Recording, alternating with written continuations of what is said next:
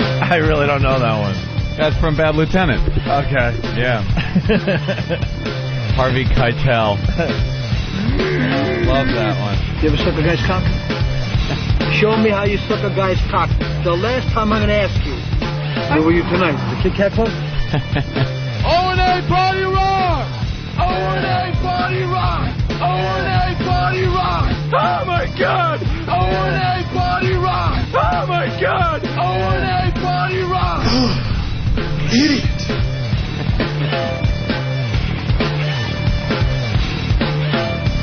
Hey, welcome to the Opie and Anthony program. I know a thing or two about a thing or two. That's right. Thing or two. That's right. Hi. I'm just checking Fox News. I got to keep track of Rita. Lovely Rita. Now they're saying Houston, huh? They have it plotted through, like, next month. Yeah, they won't know exactly where this thing's going once it gets into the Gulf. To tell you the truth, they just don't know. It's just so funny. They're showing the hurricane and what it could possibly do, and so far the projections are that's going to hit to the left of Houston. But you know they're all in the newsrooms just praying that it's going to move a little further east. Who doesn't want this to hit New Orleans? Just as a viewer, taking the human tragedy out of the mix, I understand people will be killed and it will be a horrible thing. But as like a movie, who doesn't want to see it hit New Orleans again? See what a 1-2 punch will do to that city. Of course you want to see that. Of course you want, right when they get all the water pumped out, for it to completely flood again. Of course you do. And the news is already hinting. They are. I was watching Fox News. They just want to jump right on with that graphic. The mayor has already stopped people from coming back. He said people could start returning. We want to return to normalcy. Everyone in the federal government's telling him, hey, slow down there, pal. There's still a lot of danger there. I don't think people should come back. And he's like, no, we need people to come back. Sees the hurricane. Now he's like, we're gonna put on hold the return of the citizen of Nolens. Yeah. God, I can't listen to that guy talk. He is the worst. Two hurricanes makes it a comedy. Yeah, right, exactly. Two negatives. Now it's funny. Yeah, now it's funny. First time, oh my God, the levee broke. The second time, dude, they just put it back. That same fucking guy who was gonna live, now look at him. You dumb jackass, you should have stayed in Houston. And this Nagin guy, the mayor, he's telling everyone, to stay away, like you just said. Yeah. So they're on the outskirts, and most likely the hurricane's going to hit on the outskirts. Yeah, it's not going to... Odds are it's not going to hit directly where they were, in New Orleans. It's going to go to those outlying areas where everyone evacuated to. I bet Jesus freaks down there making a fortune. Because right now it literally feels like the hurricane's like stalking these people. Yeah, so, chasing them. Yeah, if you're in the middle of that shit and all you got is a flip-flop and a T-shirt and some guy's just like, dude, this is it, man. God is coming. You need to repent. Whatever you got left in your pocket, you got to give it to. Yeah. Sinner. Just amazing. Yeah. Absolutely amazing. Well, very busy hurricane season, and they get him in the Gulf. It does happen. What are you going to do? Poor New Orleans. They'll still have Mardi Gras, though. I'm certain of it. Let's say hi to John in Jersey. John, what's up? Hey, how you doing, guys? All right. Hey, on the brighter side, if Rita misses, we have a second chance. Yeah? Yeah. With the storm hitting New Orleans. Holy shit, John. Wow. What are you talking about? Record time. We weren't on for 2 minutes. You know that we're on fire already? We have a really good start to the radio show? And you, screeching halt. Let's go with this. Goodbye. Well, what is he trying? Did he just... Is he... I like how vague his sentence was. He was just like, yeah, that's like, the other thing, too. Like, we're going to be like, wah! We got another chance with the other one. What other one? Is there another hurricane besides Rita? I think there's one spinning somewhere off the Bahamas. Yeah, there were two down there. So that's what he's saying? If this one doesn't hit, there's another one behind Rita that might hit? Much of a threat. I haven't heard of the other hurricane that might hit. It was very vague. Who do you think is going to star in the New Orleans made-for-TV movie? Oh, yeah. Disaster? Oh, maybe a little Liv Tyler. Screaming on top of Should be like a deputy sheriff. Yeah, a horrendous New Orleans accent. She would have to be somebody, like a cop or something like, not a victim. It would be Sandra Bullock. You think Sandra Bullock? Yeah. They'd have to bring every black actor in, though. Every black actor would have to be brought in. Morgan for that Freeman one. playing the same role again. Could he Frank Amos playing a diabetic. I need my insulin. Is he too, Morgan Freeman too old to be the mayor, though? Or could he play the mayor? They could just... why not? Morgan Freeman can do anything. Yeah, he can do anything, of course. Actually, they'll have Will Smith as the mayor. Will Smith? No, Will Smith's got to be like one of the guys that helps a shitload of people. Well, it's going to be an action movie. Out of their roofs. We got WB11 here in New York already teasing that the hurricane might hit New Orleans. Even though all the real people are saying that it's looking like Galveston. And they have no clue, these things. You got to wait. You got to wait. For the second time in a month, New Orleans residents are fleeing for higher ground. Another storm could be headed this way, and people have been told to get out by tomorrow. It's like you're fighting a losing battle, but this is Orleans. We're not going to quit. We're going to build this back. Business owners began returning over the weekend. The Algiers neighborhood across the river from the French Quarter just reopened Monday. Now the plan to bring nearly 180,000 back is on hold. We are suspending all reentry into the city of New Orleans. Criticized for reopening the city too soon, Mayor Ray Nagin is now bracing his city for round 2 with Mother Nature. Our levee systems are still in a very weak condition. Our pumping stations are not at full capacity. We're on a mop. Any type of storm that heads this way and hits us will put the East Bank of Orleans Parish in very significant harm's way. Nagin says a mere 3-foot storm surge could cause another breach in the levees. President Bush, who is headed back to the region today, had questioned the plan to return evacuees to New Orleans. If it were to rain a lot, there is concern from the Army Corps of Engineers that the levees might break. And so, therefore, we're cautious about encouraging people to return at this moment of history. Why is throwing in The president is making What? 2 stops. Later this morning, he will be in Gulfport, Mississippi. This afternoon, he will be here in New Orleans, where he will get a briefing on Rita and meet with businesses recovering from Katrina. Live in New Orleans, Sabrina Fang for the WB11 Morning News. John, back to you. Sabrina, thanks. I'm gonna go down and hug black people. Get some photo ops. In this moment in history. I'm going to fly over black people. Or look down with a concerned look on my face. I'll turn to my photographer and like put a little thing on my brow.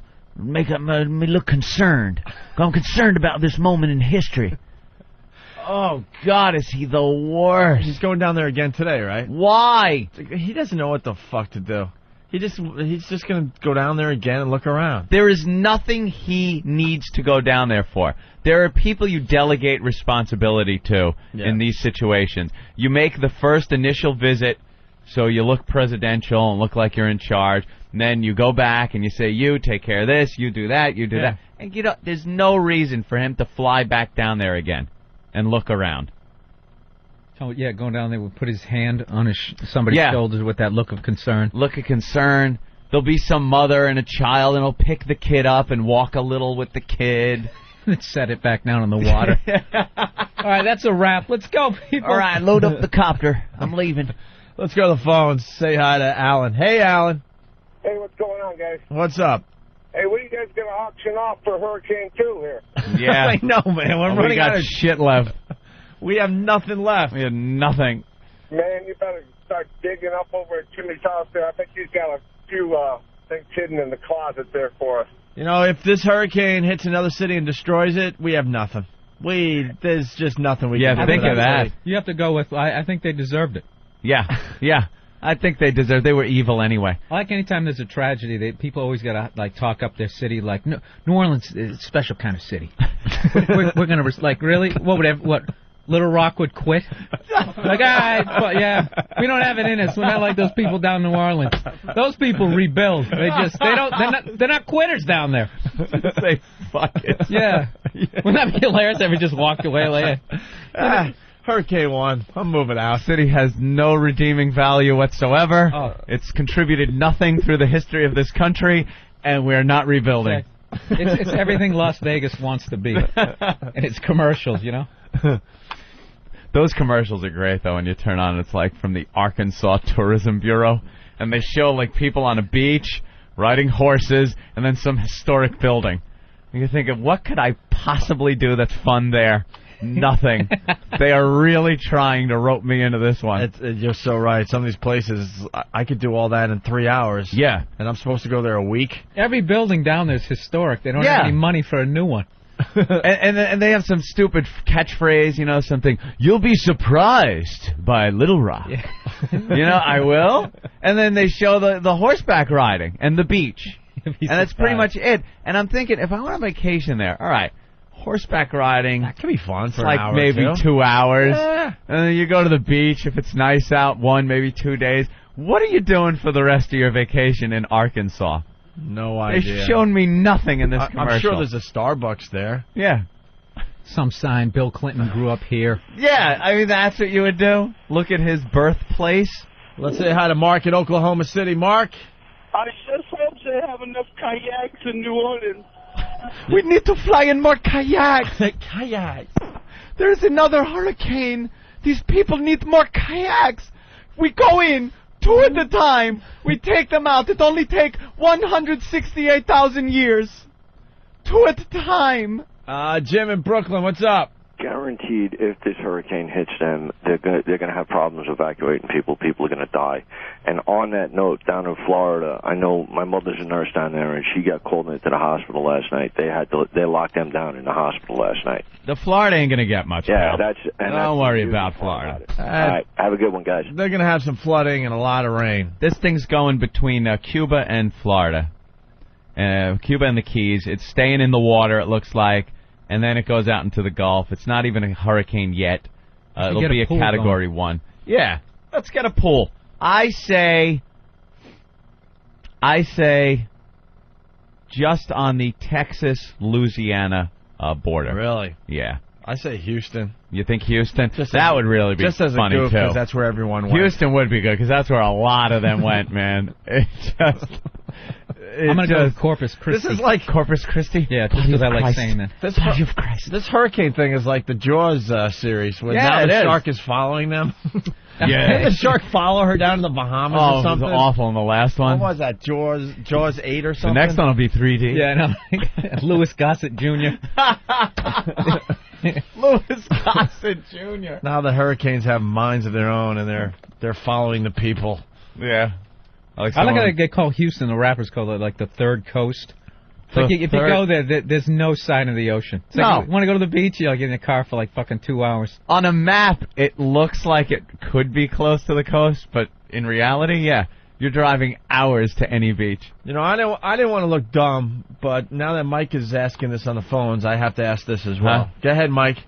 Hey, Ant, where are you finding a beach in Little Rock? I don't know. They show it on the commercial, my friend. I just went, probably there's some a beach. I was thinking probably some shitty lake or something.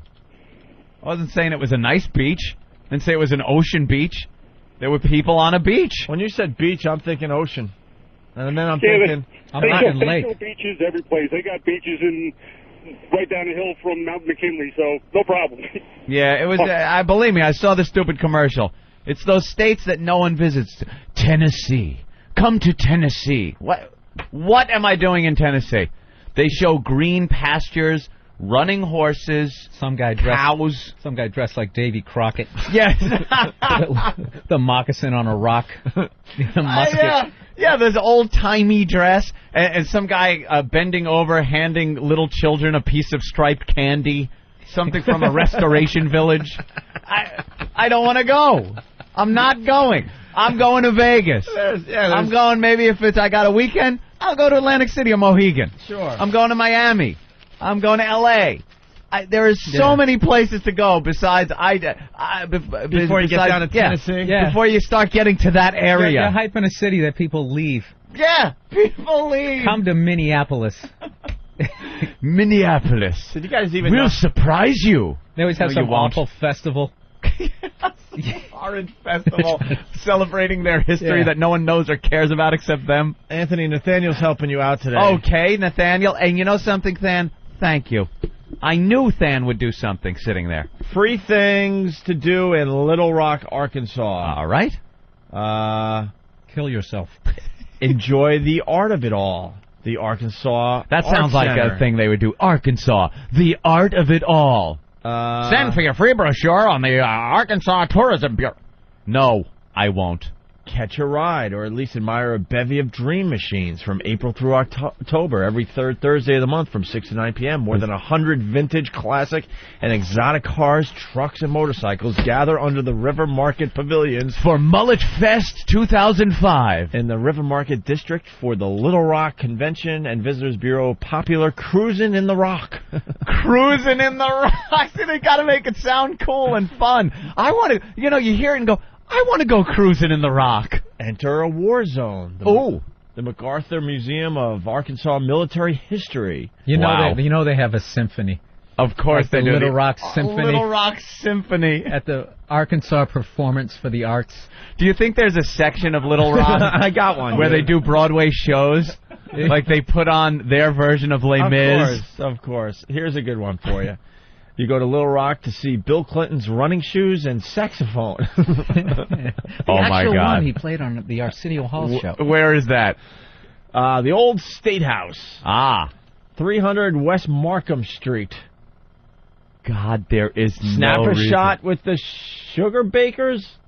The Sugar Bakers. Considered a local Little Rock landmark, the circa 1881 Villa Mare, Second Empire Italianate home gained fame when in the 1980s television producers and former Arkansas residents Harry blah blah and wife blah blah used the home's exterior to depict the Sugar Baker design firm on the couple's CBS television series Designing Women. Are you kidding me? Holy that shit. reach? They took that long to say that the stupid house used in Designing Woman is... The exterior shot, right. The establishing shot at the beginning when they go do-do-do-do-do at the beginning of the show. That house is in Little Rock. You could feed the ducks, Anthony. Well, book me a ticket. At the beach. I'm going. At that beach I was talking about. Visit the Peabody... Go body surfing. Visit the Peabody Ducks. Arkansas is known as a duck hunter's paradise, but bring your camera, not your shotgun. Oh, see? For this free fun. Why?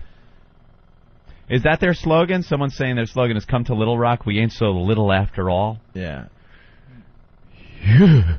Go window shopping, eat a peach, see the Rock. Eat a peach. Eating a peach is one of their selling points. That's how bad this fucking place is to visit. Eat.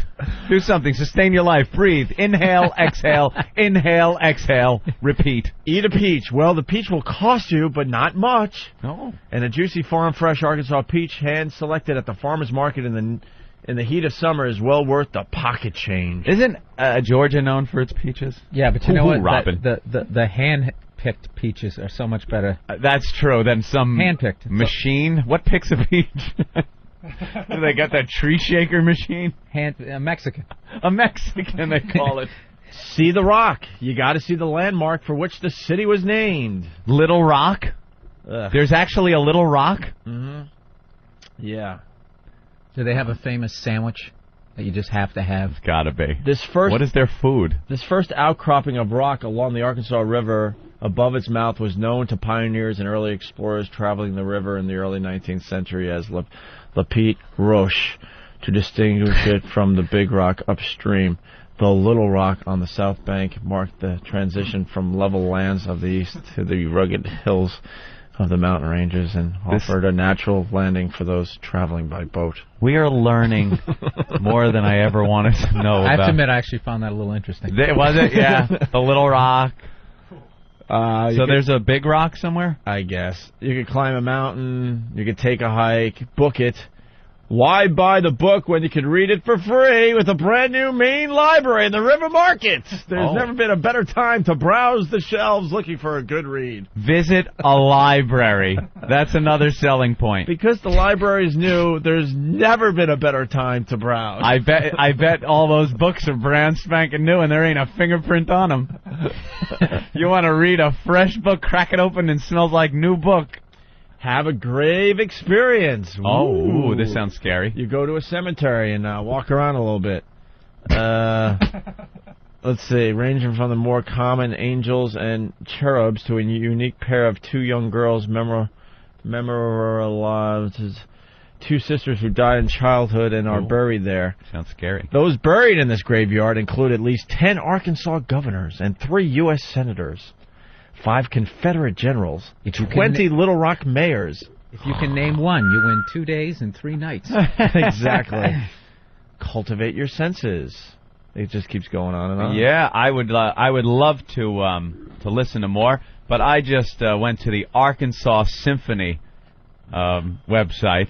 There is indeed a symphony, Bill. You are absolutely right. They always do.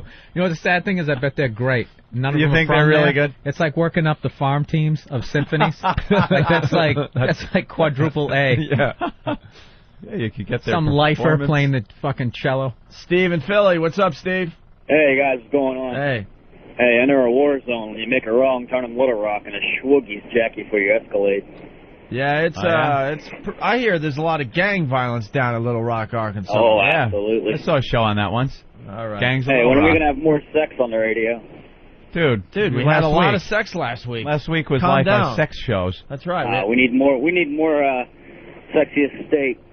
Arkansas, my friend. Yeah. Do we even know who the sexiest state is at this point? Hopefully, it was me last time in December in Pennsylvania.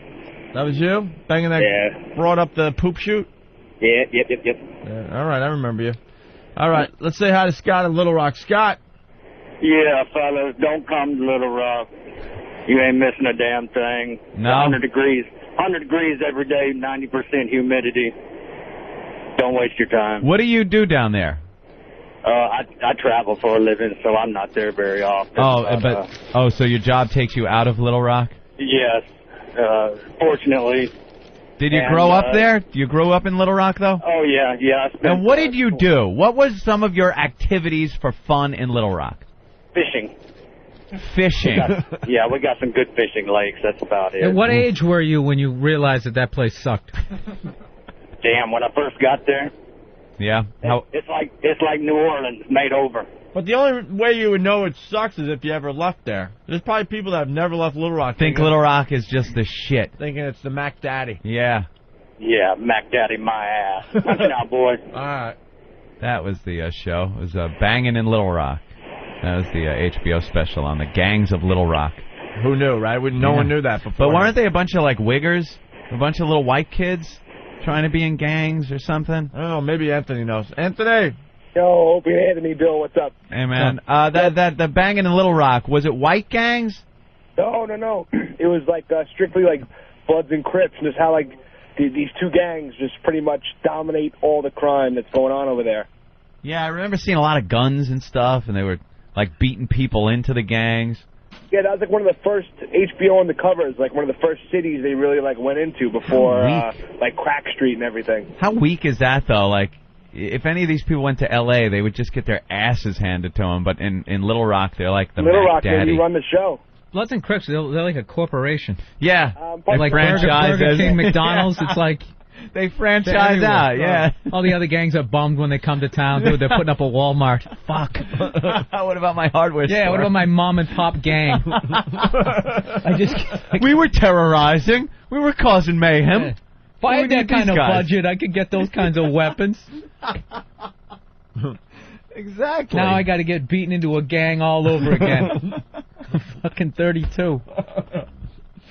That was the shit, man. I like every city, like, west of St. Louis is, like, on those HBO things, seems to be, like, before we get to, like, L.A. and that stuff, is all white kids making, like, crystal meth. Yeah. Stealing their dad's, like, Chevy Love pickup truck. Chevy Love. The rusted out bed.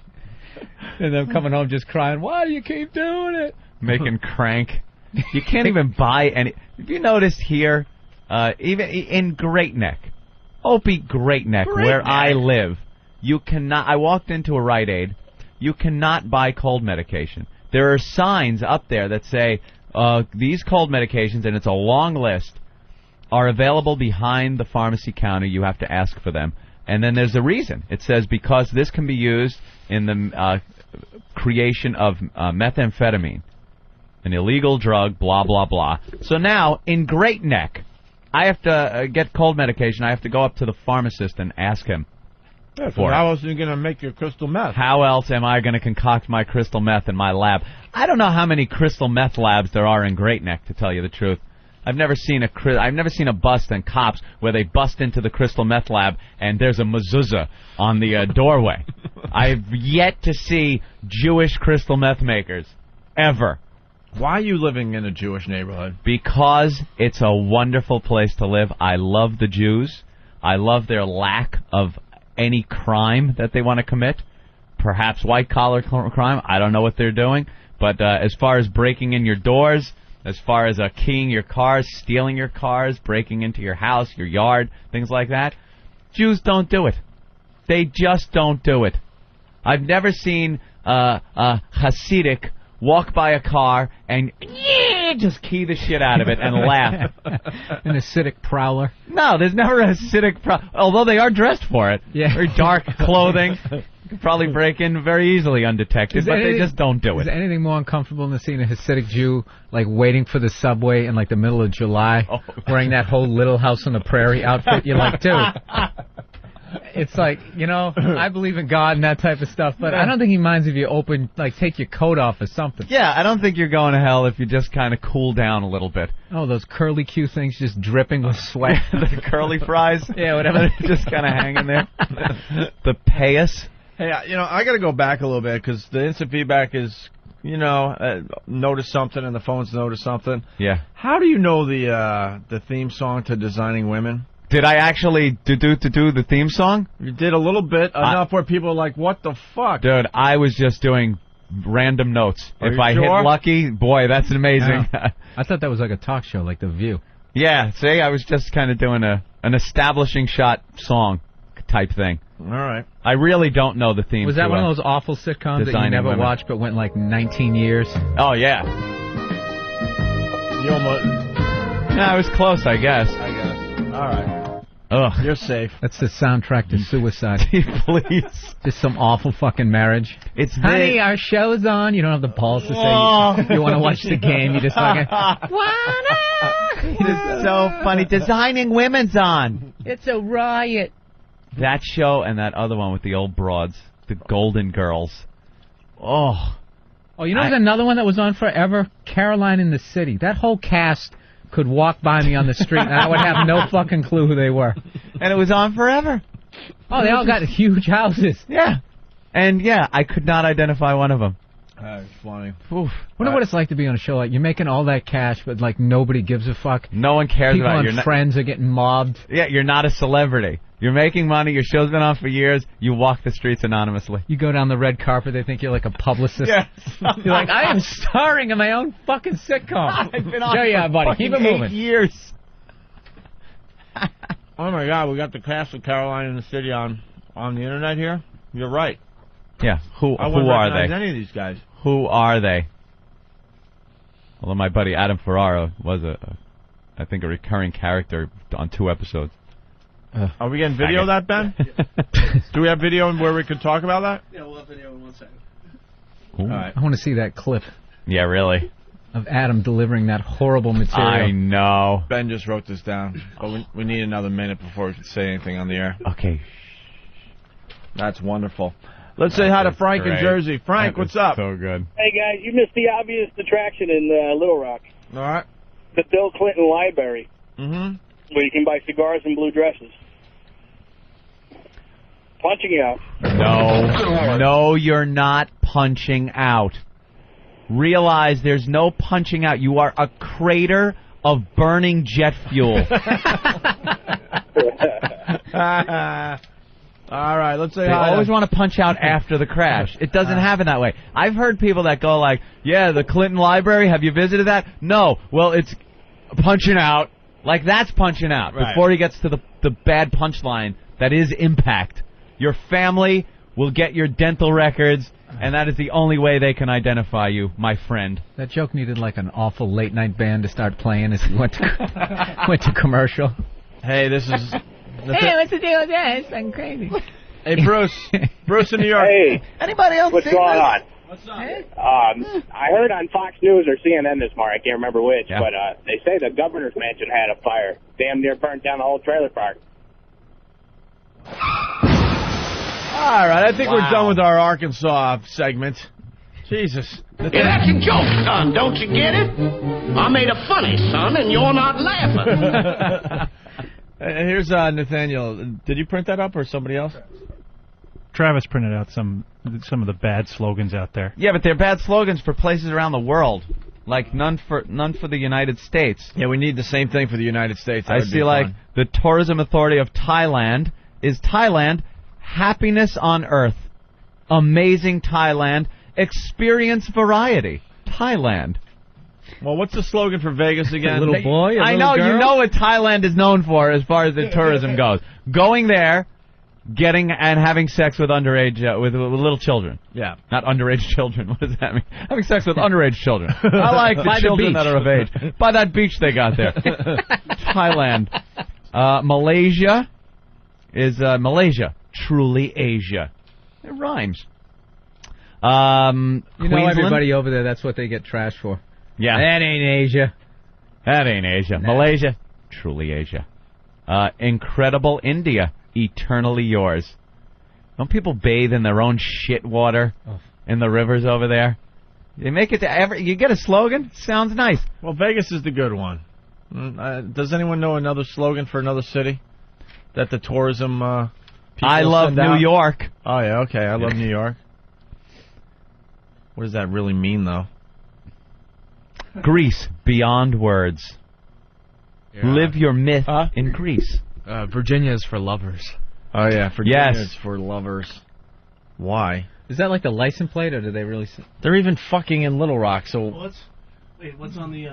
The New Jersey license plate is live free or die. Is that the state saying, or is that just... That's not New Jersey, Ben. New Hampshire. Did I say New Jersey? New Hampshire. New Jersey. I meant New Hampshire. Idiot. God. You want to see some good video, by the way? Yeah, go ahead, Ben. Tell everybody what you... Pose sound asleep at the security desk. Sound asleep. Yeah, Steve just videoed it. So if you walked past the Kevlar and bulletproof glass window, you could see Poe sleeping in there. He's asleep. Thank God he's safe. asleep on a cell phone. He's got his hand up to his head. Thank God he is safe. Doesn't he look like he's getting some awful news? That's just...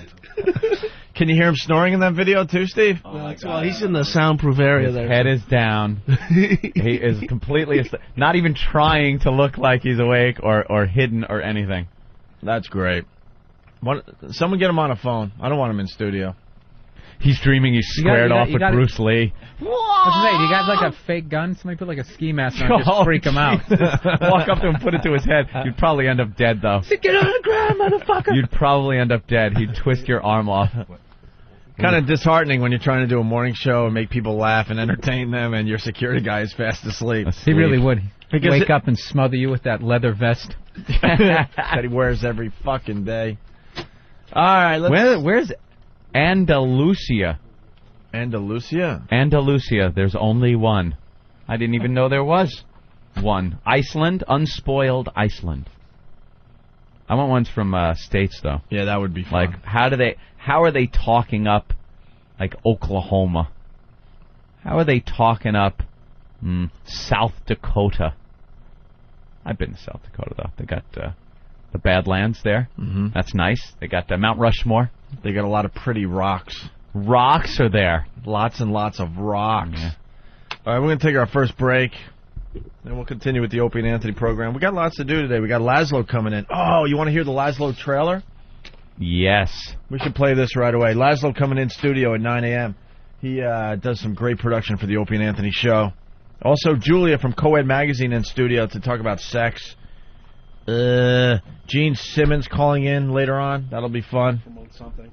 Well, he's promoting his School of Rock or whatever. He's got something else, too. Oh, really? Yeah. Is that school Does thing he have like still a on? KISS laptop? He's got so much stuff going on. I know. Jesus Christ.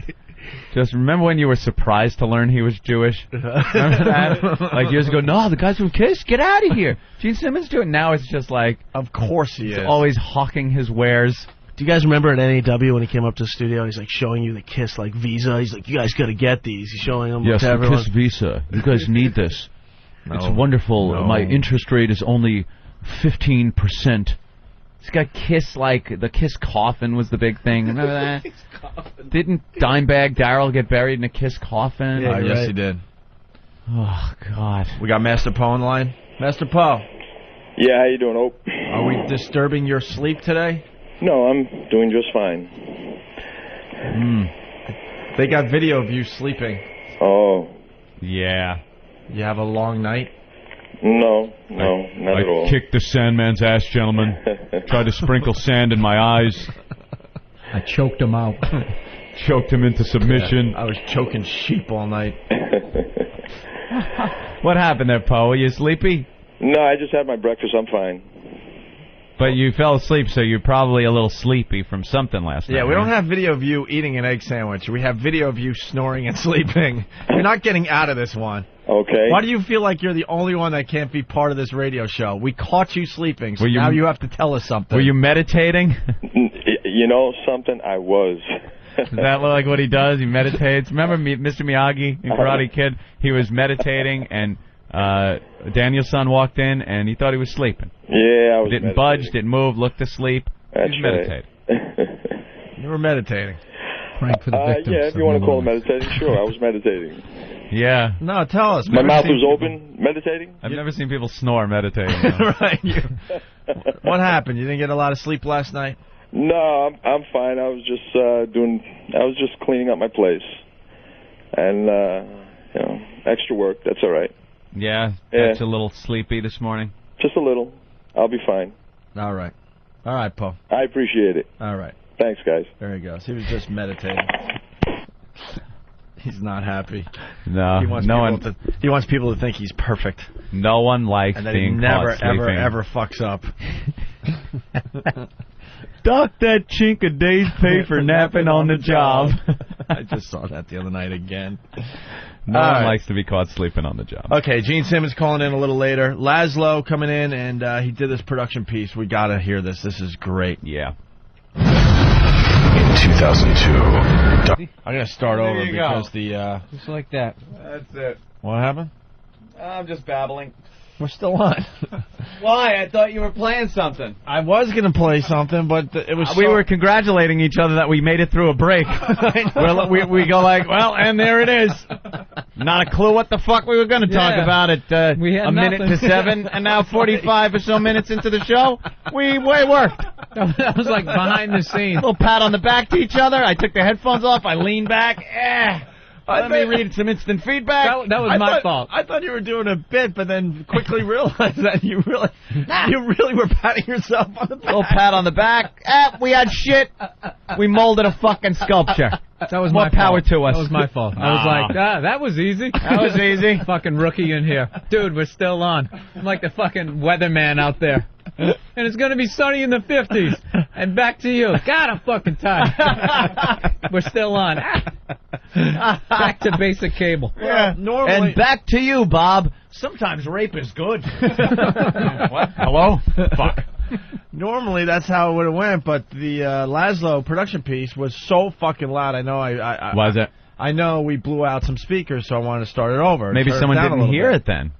I want to turn it down a little bit. Were you able to hear us babbling then? Yeah? Oh, yeah. Good. Oh, yeah. We all heard you guys. All right. Here's the Lazlow production piece again.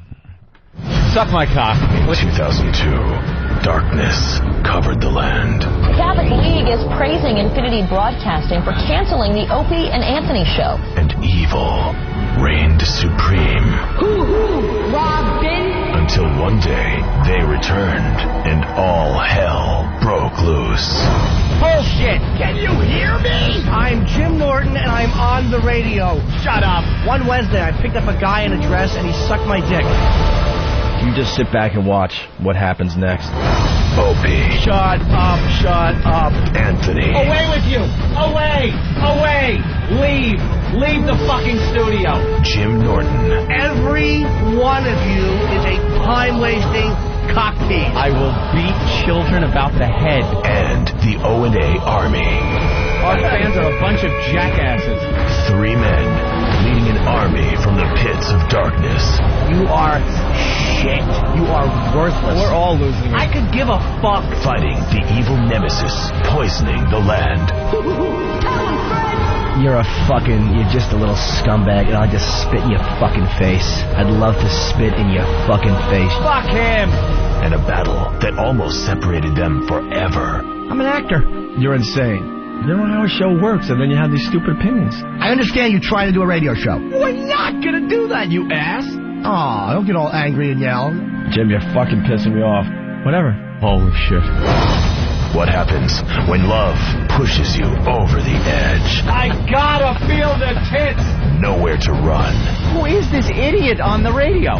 Nowhere to hide. You're shit out of luck. And no way out. Dance, motherfucker, dance. Yeah, look at my cock. The most anticipated thriller of the year. Give to me the money, I will make for you the like I fuck. No! The Opie and Anthony Show. Rated R for retarded. That's the funniest two that we play. That's not because it's sodomy. We're back with the Opie and Anthony program. We like to call this the O&A virus, and it's spreading slowly but surely across America. We just came up with a pretty good idea, but Steve is very bummed out about our brilliant new idea. More work for poor Steve. Well, we just played the Lazlow O&A movie trailer, and it was really, really good. We'll be playing that from time to time. And, whoa! Hey. Watch it, Steve. Steve's making his way into the studio. Damn. Put the landing gear down. Oh, there he goes. All right. Come on now. So, you're getting a little ballsy with that thing. You came right over my head. I wasn't expecting Bill to be here. I was looking for a spot. Yeah, Jesus Christ. Sorry. That's really stupid, though, because you know Bill's going to be here every day. Well, yeah, you're right. You're right. I just... Hydrogen exhaust is so tired. You can't let that slide. I know. What does that mean? I don't know. I'm working on 3 hours of sleep. All right, so... hybrid improv skills. Improv, yeah. So Lazlow did a great O&A movie trailer. So I turned to Anthony. I'm like, the listeners like to get involved from time to time. Remember when we did jingles? Yeah. Oh, where are the jingles? Hold on. They're all in... those jingles. Yeah, hold on. I got two of our favorite jingles that came in. Oh, you're playing the Opie! That one's great. Well, I like it. All right, yeah. That's my favorite. Yeah, this one's my favorite. Opie! Anthony! And Norton too! Good times, great hits! Except suck my fucking cock! Oh! Well, look who's just walked in. It's E-Rock. The fuck, dude? We're in the middle of doing something. Sorry, showing Nathaniel something. What were you showing Nathaniel? Where all the listener jingles His new album. Yeah, if you weren't listening yesterday, Eric has walk-on music now. Yeah, what are from you one of trying his to show favorite him? artists. Where all the rest of the listener jingles are. We don't need the rest of the listener jingles. We only I'm need playing the my two ones favorites. we have. All right, there he goes. There he Thank goes. you, Eric.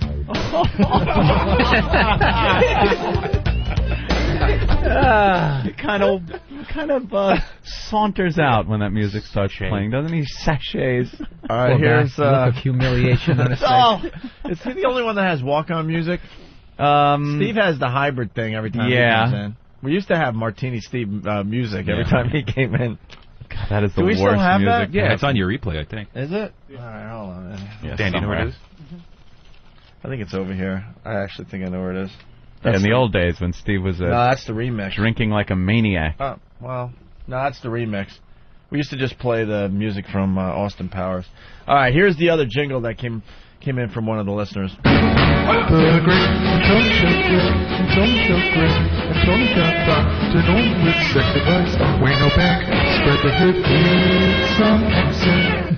That one is so creepy that I love it.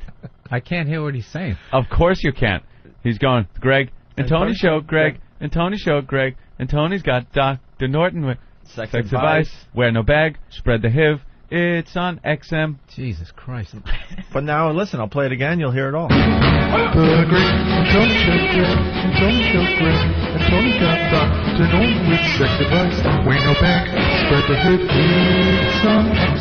Now, isn't it so obvious? Wow.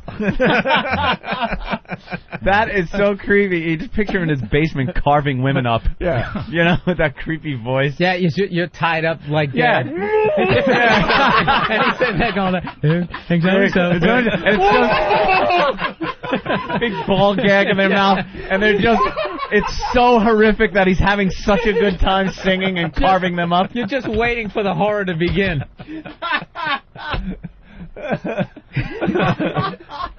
Oh man, I know. Oh, that's awful. Oh God. Very funny. So the point I was going to make really fast, and it's taken about 10 minutes. Lazlow O&A movie trailer. Well, the listeners did the jingles down the road. That was months ago. Yeah. I'm thinking maybe listeners could come up with Opie and Anthony movie trailers. Take it upon themselves to use their own computers or studios or whatever they do and concoct a movie trailer. Yeah, with based on clips the Opie from and our Anthony show. Why not? And use the voice guy. So that, that's how these All right. And these ideas start. It's just Anthony and I shooting the shit, but Steve unfortunately was listening in, and all he was saying was, "Oh dear God, no." Oh God, because they all get sent to Steve. Dial tone. All right. That was a little weird, huh? What was that? Stop it. Yeah, because they get down. All the production for the show is sent to Steve at FoundryMusic.com. Yeah, Steve at FoundryMusic.com. So you make these things up, and Steve will sift through acres and acres of Oh, diarrhea. Like Nolans. Yeah. He will seek out some type of little nugget of gold. A little morsel. Yeah.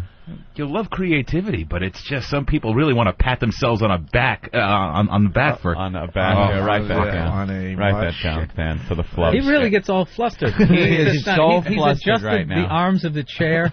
Now, okay, that's gonna be a good level. I found my little chi. Yeah, this is gonna flow. What's the matter, Steve? You're a little nervous. No, I'm really sleep deprived after last night because I didn't get home till like midnight. So. Oh, you went to Bon Jovi. Bon Jovi. So. Oh, how was that? Actually, it was very good. It was to see a band like that in such a small venue like that Nokia Theater, which is really one of the coolest venues I've ever seen. Yeah, unbelievable. Not you caught all the nuances of Shot Through the Heart? I certainly did. It's Living on a Prayer. I don't know if they did that one. Come on. They had to do Living Whoa, on we're a halfway Prayer. there. Whoa, Living on a Prayer. Yeah, they must have. I was like Sinatra not singing My Way. Yeah, they must have done it. They must have done it. I mean, it was a lot of hits, 3 songs off the new album, and I mean, and a field of Did they do Runaway? Women. No Runaway. No old school Runaway? No, but they did. What about Wanted? Yes. Dead or Alive? Yeah, but not like that. Richie Sambora pulled out his double neck acoustic guitar, and they did that whole thing. You're gonna let me slide on that, Bill. I love him. So Bon Jovi, and you said the fans, a lot of older women. A lot of the middle-aged women love the Bon Jovi. It is because they were youngsters when Bon Jovi first came out, right? But they're not now, and they're were they all like, whoa, live and dancing and they screaming the music, were. Nodding and pointing at each other. Yeah, in the beginning, looking at their watch because they got to get home to the babysitter. In the beginning, the old days are done with them. This is my song, man. I remember. I lost my virginity. This song. Absolutely did. I mean, intermixed with all the industry people that were there because it's a New York showcase. It's a brand new theater, so there's a lot of suits in the place. But there's 1,000 middle-aged housewives that are trying to recapture. Pussy. Yeah. Do you get cell service in the Nokia theater? Did you try? Ironically, no. My Nokia You can't phone. get cell service in the Nokia theater. You watched as a bunch of people were trying to make calls, just looking at their cell phones, going, "What the fuck?" I'm in the Nokia How could theater. the Nokia theater not have cell service? I'm sure that's something they can fix. That's but odd. we were all looking at our cell phones, saying, "Why do I have no signal?" Signal. Wow. You are a wreck. You are absolutely a wreck. So tired. People like you here, Steve. Do they really? Yeah, there's no reason to be like... Yeah. You think I'm flustered? Yeah. Really? Yeah, I apologize. you are. Well, with each fuck up, you get more and more flustered. They're really just compounding. Hey, can't talk. He's just too tired. But he's got a cute shirt on today. I bet you that means fuck you. It certainly does in sign language. In sign language, yes. I'm hoping great. it does. Where did you...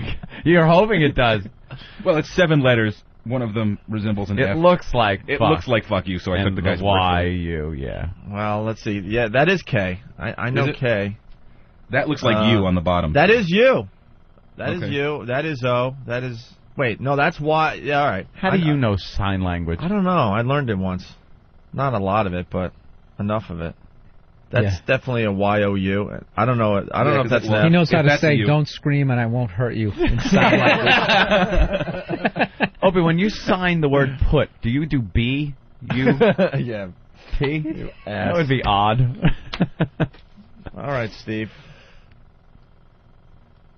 That Brian Wilson character guy on Imus let out an O&A party rock at about 6:50 this morning. He said, "Hi, Opie, O&A party rock. Hi, Anthony." That was Overman from whackbag.com.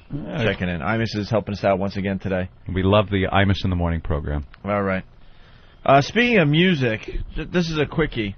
There's one album out there that has outsold the following albums. Nirvana's Nevermind. Van Halen, 1984, which was a huge album for I Van had Halen. it. Used to plug in the headphones, man. Actually, I'll even give that. it. Nevermind sold 10 million. 1984 by Van Halen sold 10 million. Joshua Tree, U2, 10 million albums sold. Abbey Road, The Beatles, 12 million sold. 10 from Pearl Jam, 12 million sold. Wow. Purple Rain by Prince, 13 million sold. Metallica's Black Album, 14 million sold. 14 million. Born in the USA by Bruce Springsteen, 15 million sold. Appetite for Destruction. Jersey and I'm Shut up. Who likes Bruce? With his 4-hour stories. Oh, aren't they awful? Hey, Wendy, I got a record deal. Shut up. Who cares? Who cares? Well, we went to the Jersey Shore in... Oh. Wah, wah, wah. He is the worst. Every song's about a factory. Just ponder that's closing. like everybody's decent people who fucking work in those places. And I grew up thinking that I'd work there too, but they closed it. And now where am I gonna work, Wendy? Shut up. Song goes on another 10 minutes. In my car. So I got in my Chevy and went down to the shore. Who cares? Walking the boardwalks of Jersey. Shut up. Wah, wah, wah. How ponderous. What a pompous ass thinking anyone wants to hear a 10-minute storytelling session from this idiot. About love, losing about his job, anything. Who his cares? ride. That's like Carlos Mencia building his whole act around the greater San Diego area. They finally gave a beaner a show. Dude. Anyone ever see the signs with the families crossing the street? No, never. I've never seen it. I live in Minnesota. I've never seen a family of Mexicans on a sign across the street. Never, ever. All right. Well, Bruce Springsteen, born in the USA. Born in the USA.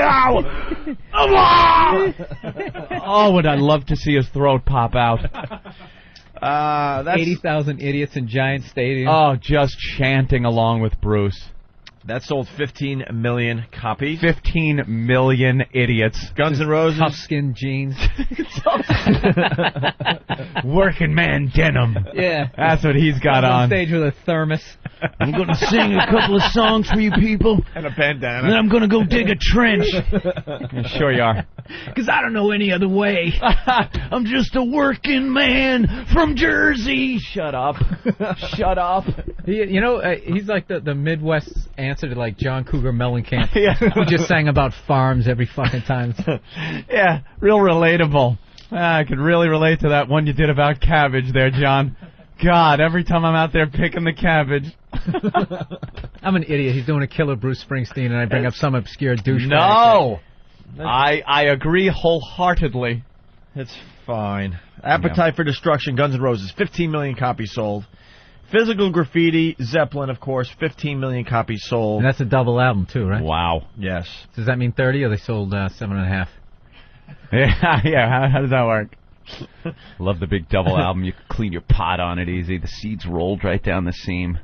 The ancient days. I did it to you again. I'm sorry. Go ahead. What? I'm just fucking... That's how it works. That's how it works. You just You plow contribute. We just plow ahead. Some of these are going to work. Some will acknowledge, and some will just sit here uncomfortably and go, "Oh Jesus, that sucked." We're just plowing ahead here in Jersey.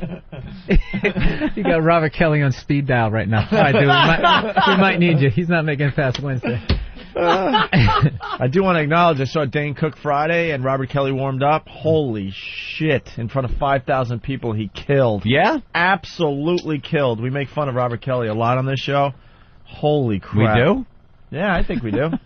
This whole I broke my knee man and everything else. Anyway, there's one album out there that sold more than all of those. That's not the top-selling album of all time because people are getting confused. Yeah, people are commenting, is it Dark Side of the Moon? Which probably sold more than all those albums, I would think. Did it? That's a good question. Fan? You got to think if they have Physical Graffiti up here, that Zeppelin 4 sold a hell of a lot more than 15 million copies, right? Yeah. I'm trying to think of any other albums. What Beatles album sold the most? Sgt. Pepper's. If Abbey Road only sold 12 million. I bet Sgt. Pepper's is probably the Beatles' top-selling album. You think? I'm just, pulling it out of my ass. This is us Rubber Soul. Rubber Soul. This is us just guessing, and we'll never have the answer, by the way. No. In case you're playing not along get at home. Oh. Where's Dark Side of the Moon? Man. The Recording Industry Association of America's top-selling albums of all time. Wow. The big countdown. The big countdown. We'll be doing this all morning. Wait, I want... Coming in at number 10. 2 for Tuesday. That's a twofer. Yeah, give me the 10. Double shot. Oh, we can't go 10 because there's a bunch of albums. What? Well, there's a bunch of albums in, let's Tied say... for 10th? Let's say in the 15 million category. Get the Let Out coming up at 5. Yeah, where we play Led Zeppelin for your ride home. All right, here we go. Here's, Boston's first album sold 17 million copies. Also, the Bodyguard soundtrack with Whitney Houston. Just when you thought Boston's first album was huge. Shut up. That thing sold 17 million copies. Slim Whitman? Fleetwood Mac. Rumors, 19 million copies. Back in Black, 19 million copies. How do you sell 19 million copies of anything? Well, ask Shania Twain, because she also sold 19 million Very good, Opie. Let's see. Zeppelin 4, 22 million copies. The Wall by Pink Floyd, 23 million copies. Thriller by Michael Jackson, 26 million copies. And the top-selling album of all time is... Sing Along with Mitch Miller and the Gang. Sing Along with Mitch. That was my first record. The Eagles' greatest hits, 1971 through 1975, 28 million copies. That's the biggest selling album of all time. Yes, but getting back to our cute little thing we were doing. Wow. Now that we confused the fuck out of everybody, all those albums I mentioned earlier... There's one album that outsold all those great albums. They're writing it down. So what album has outsold the Eagles' greatest hits? No! I thought that's what you were getting at. No? That's the way you were phrasing it. Yeah. It was excellent news. Keep the people watching the news, but probably vastly exaggerated. We can see it. There was no major outbreak of any endemic Imus in the Morning program? Yeah, I was told that... what is this? That's the audio. From today? Yes. Thank you, Steve. You're welcome. Steve. When Steve fucks up, he works extra hard to make up for it. I certainly do. Yes, he does. Here's Imus. Brian Wilson is here this morning, and how are you, Brian? Hi, I'm Brian Wilson. How are you? I'm fine. Good. What's new, Opie? O&A Party Rock XM202. Hi, Anthony. And sports coming up 11 till they aren't. What the hell is going on with those guys over there? I tried to call Imus, but the number I got for him that he gave me a while ago. Disconnected? Yeah, I guess.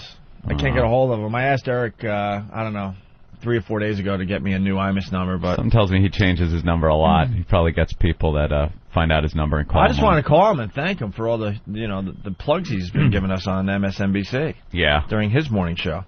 Anyway, so all those albums, should I do it again? Real fast: Nirvana, Van Halen, U2, Beatles, Pearl Jam, Purple Rain by Prince there, Metallica's Black Album, Born in the USA, Bruce Springsteen, Appetite for Destruction, Guns N' Roses, Physical Graffiti by Led Zeppelin. There's one album that has sold more than those.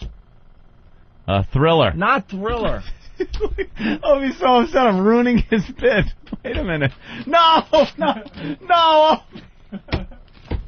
Don't rip it. What is it? I want to know. It's going to drive all the OCD people crazy today. Fuck you all.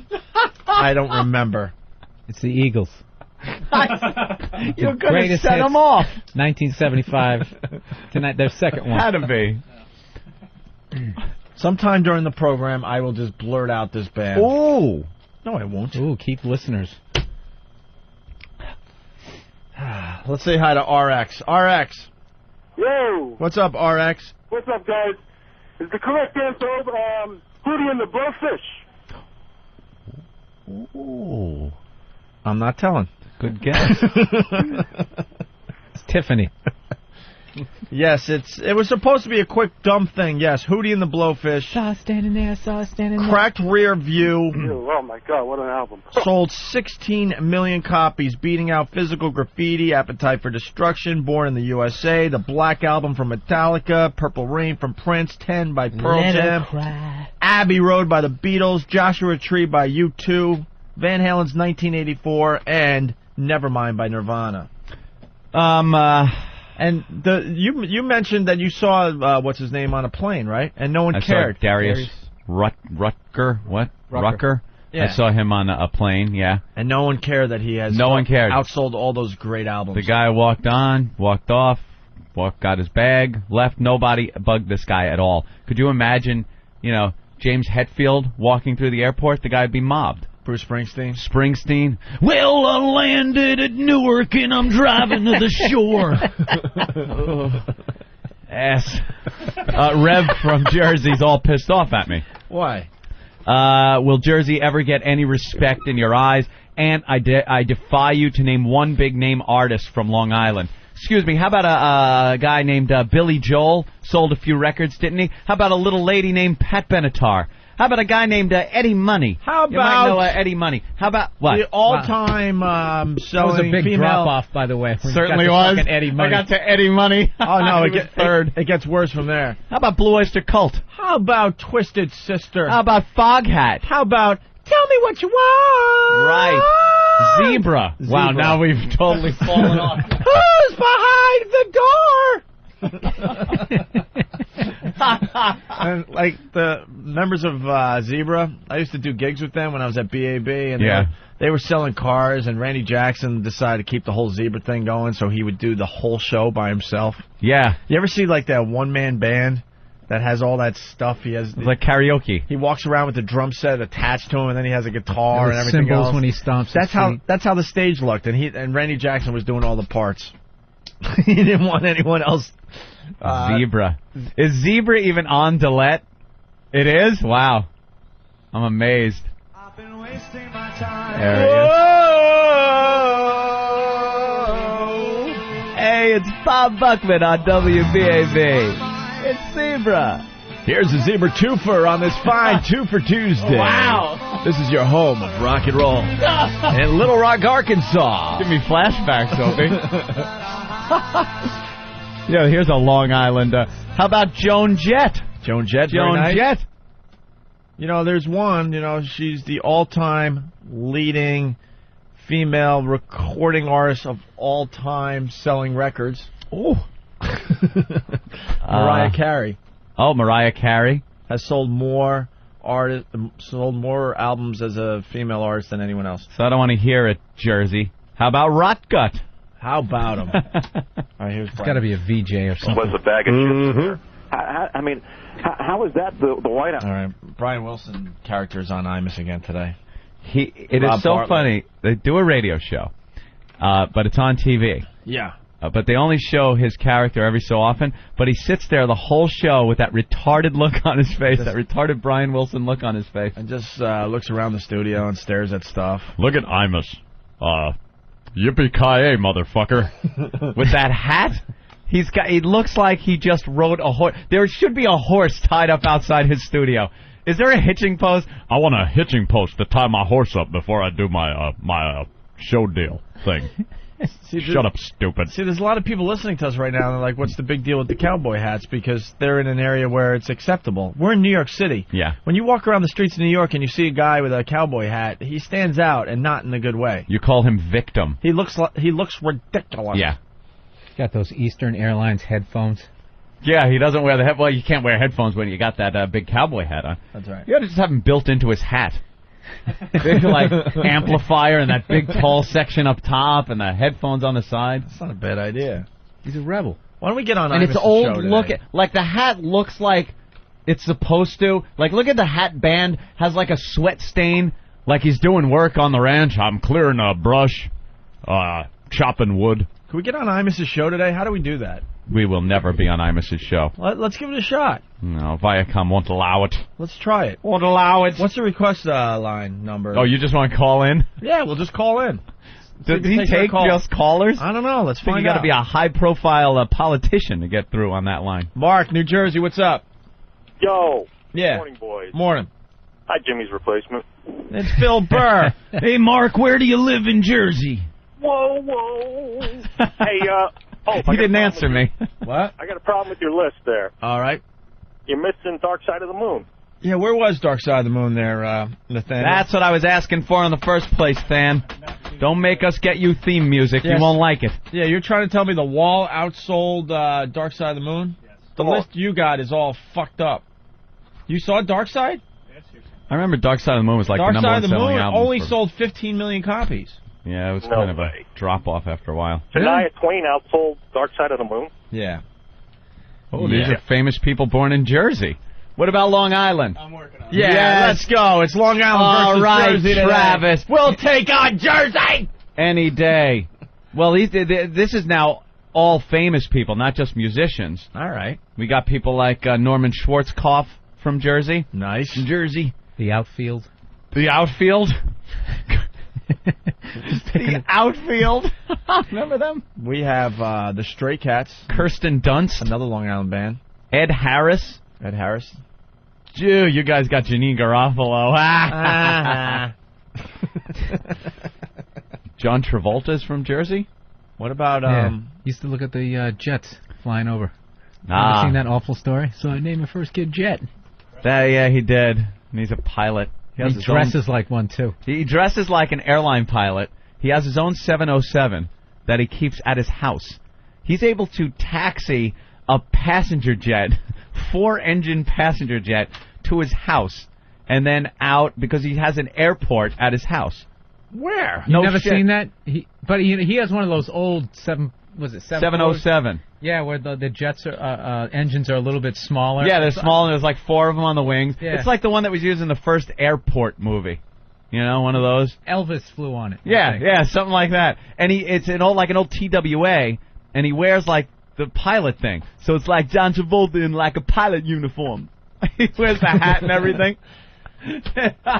It's about dancing at the disco and flying jets. But he could taxi right to his mansion? Yeah. Holy crap. Taxi the plane right up to his mansion. That's money. Now you're a cunt. Now you're a cunt. Get back in, coach.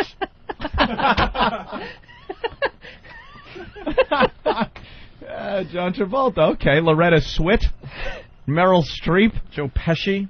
Of course, Bruce. Queen Latifah. Come on. That drunken whore, Tara Reid. Kevin Spacey. Kevin Smith.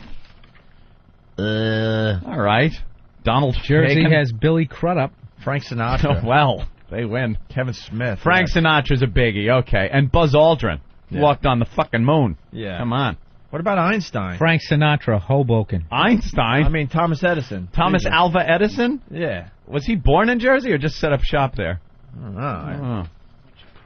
He's back then. I think he's from Edison. Edison, New Jersey. No. Yeah, what was Edison called before what that? was it before Thomas Alva? I hate that shit. Shaquille O'Neal is from Newark. See him on the PATH train ever? Never. Never see him on the path. Joe Pesci, nice. Let's say hi to Jim. Jim, what's up? Nicholson? Hey, guys. Hey. Hey, Bill. Great show Saturday. Oh, thank you. I saw the HBO half-hour comedy special last night, and bravo to Bill Burr. It was awesome. Oh, that airs tonight if you didn't see it, 11 o'clock. 11 o'clock if you missed Bill Burr on HBO and you don't have HBO on demand. Hey, I wanted to ask how little Jimmy's doing and if he's going to be calling in today. Lil Jimmy. We've been in touch with him the last couple of days, and I think he's supposed to call in today because he went to Rich Voss's wedding and he started the table reading for the HBO series. So we should get an update hopefully today, maybe tomorrow. Cool. Also, Anthony, I've got a house for you. Oh, you do? Yes. What is it? It's 2,200 square feet. Uh-huh. It's in a small town in Illinois. Illinois, huh? Yeah. The commute's kind of a bitch, my friend. I know, but it's a fixer-upper, but I need to sell this thing. Is there a punchline, or are we wasting our time here? Sir, you're plummeting. I'm plummeting. I'm burning. I'm burning up. You're losing cabin pressure. Yeah. Wow. The oxygen would drop down from the top. Just put the rubber hose in your nose. That's got to be something. Hey, guys, I got conversation starters. Because you can't just sit there and look pretty.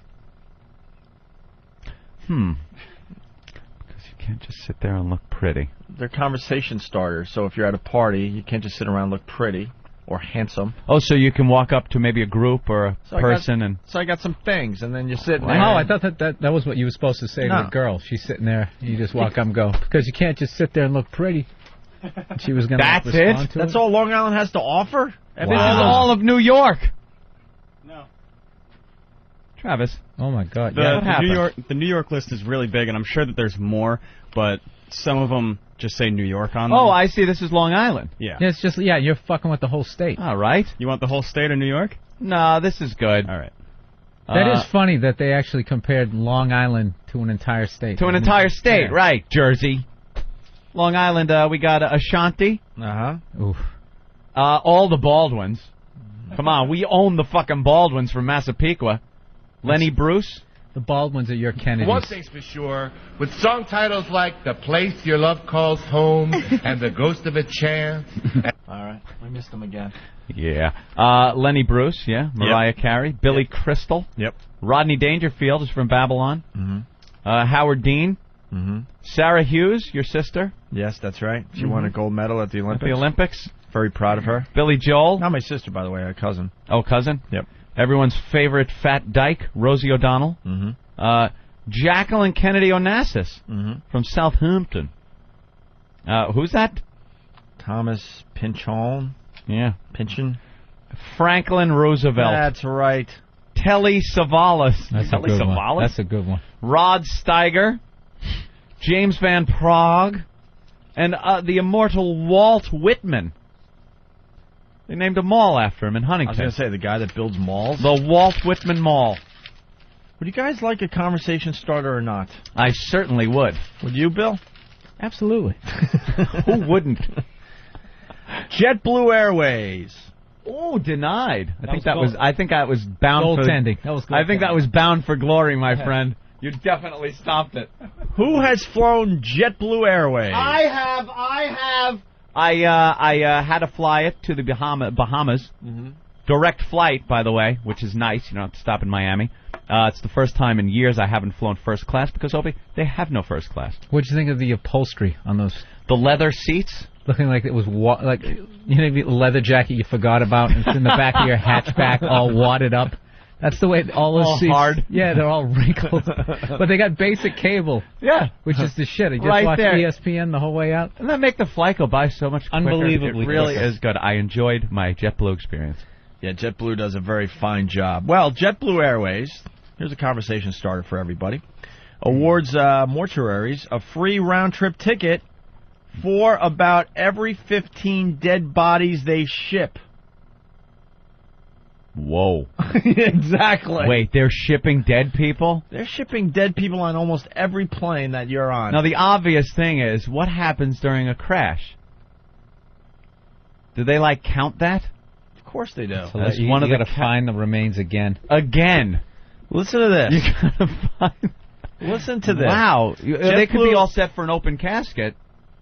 Coming back, and then all of a sudden you're burnt up. And I'm going to say it again because I think Bill did miss this. All right. This is a conversation starter. Something you could just bring up at a party, and then you'll have a nice discussion. JetBlue Airways awards mortuaries a free round-trip ticket for about every 15 dead bodies they ship. Nicknamed Frequent Dyer Programs, many airlines offer tickets or frequent flyer miles to funeral directors who ship bodies on their planes. Wow. Oh, I thought you meant if 15 of your relatives die, you get a free ticket. Yeah. We've established motive. A little consolation. A free ticket. Is it true that 15 of your family members died? Objection. 15. So for every 15 that you ship, every 15 dead bodies, you get a free ticket. They're giving you a free ticket. Because what's JetBlue's advantage?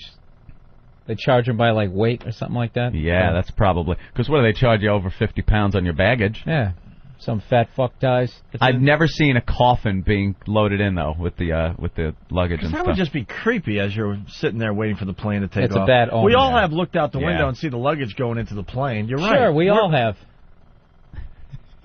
You just sound like you're doing sorry.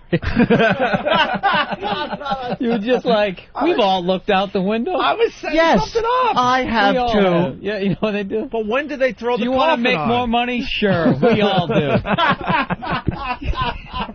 I was setting up. I just wanted... Paralegal. Mechanic. Stenographer. Private investigator. It's the number one thing you do in radio. You sit there and you say, we all have looked out the window to see them, putting the luggage on the plane. And we all do. Everyone out there in radio land is like, yeah. Yeah, but that was the... And then they relate. See, we try to relate to our audience on a daily basis. But that was the radio version of being a comedian. Come on, back me up, ladies. Come on now. We've all done this. Huh? Look at this guy over here. He knows what I'm talking about. We've all looked out the window, haven't we? So you're trying to say, as a comedian, you try to relate to your people? No, you just kind of used a hacky phrase. You've looked out the window? Sure, we all have. The only thing we're missing was the hand gesture, pointing to an audience that isn't here watching. You know what? I'm going to go out on a limb and say that was a little hokey. Oh, is that good? Oh, all right. So anyways. You know what? I'm not going to tell you the rest of this. No, don't rip... Jeepers creepers! It's becoming a theme. I want a conversation starter. All right. You got to finish. How am I going to... Have you ever stop the story there? Have you flown Delta Airlines? Yes, I have. Bill? Delta Airlines? Yeah, absolutely. Delta is ready when you are. Delta Airlines. How many dead bodies do you think they transport a year? Delta Airlines. A year. What would your guess be? 3,000. 3,000? That'd be a year. A year. Every single year. 3,000 a year. I bet it's even more than that. I mean, how many flights do they have a day? I mean, it just boggles the mind. Ready for this? I'm going to say 3,200. Oh, bastard. 3,201. 3,001. 3,201. I'm going to get the refrigerator. I want to play Plinko. I meant to play this. Yeah. You're both wrong. You both overbid. No, you underbid, but... Underbid. 6,000. Delta Airlines... One. Transports 50,000 dead bodies per year. 50,000 a year? A year. That's like everyone that died in Nam. Just on Delta Airlines. 50,000. On one airline. One airline shipping 50,000 dead bodies a year. A lot of people are dropping far from home, I guess. That must be it. It's the only reason I could see for flying a dead body. Guys, send them through the X-ray machine.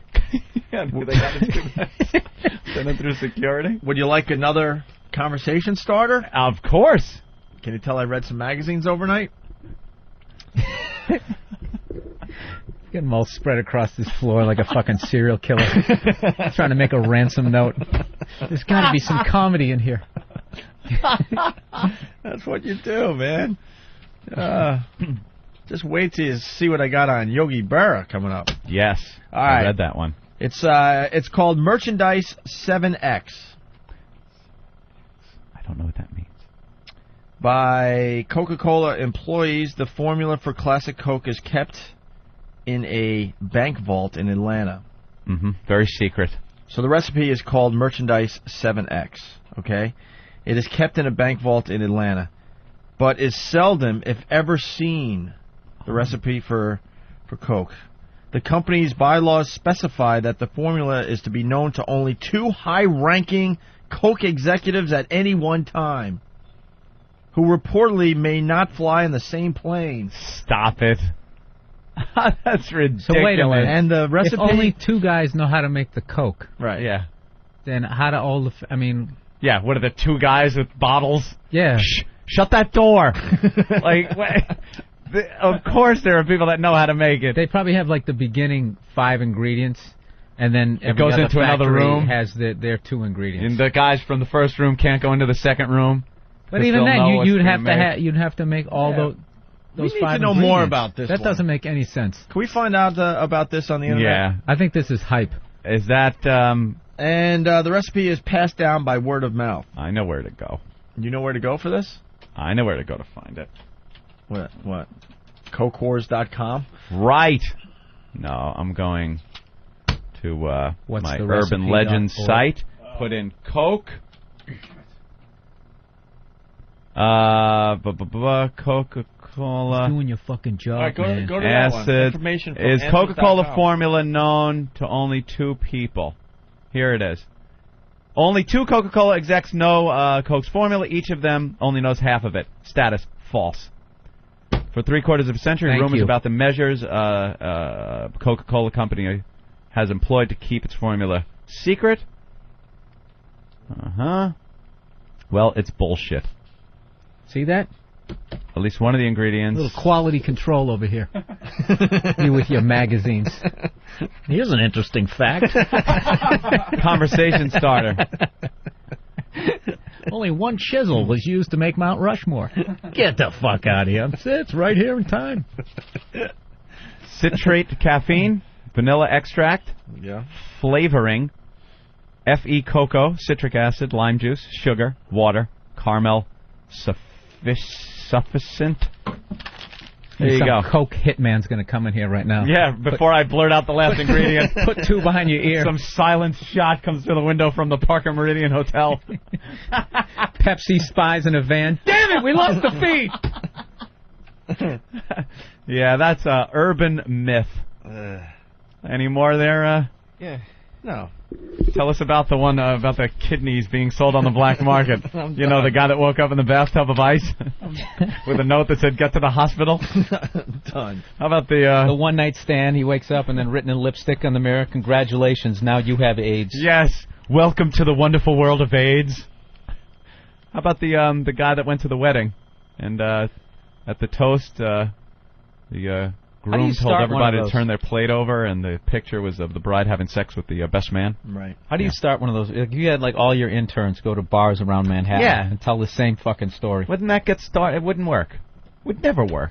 Somehow one guy had to tell it at first. And he's around going, "Hey, did you hear my story? It's everywhere now." Yeah. How does that happen? That was me. That was I'm one of the best fucking liars. My lie is everywhere. Yeah. Don't make me go into the 500 greatest songs since you were born. Oof. All right. List from Blender Magazine. Now I think we could safely say you read a little too much last night. The 500 greatest songs since you were born. Is there a power outage in your building? He's fucking sitting there by candlelight. Just reading. No, he's the asshole standing at the newsstand. Hey, buddy, you going to buy that? No. I decided to step it up today. Yes, thank God. All right. Does anyone care about the 500 greatest songs since you were born? Absolutely. Best song since 1980. Since 1980. Best song. Sussudio. It's got to be. This is Sussudio. Let me think.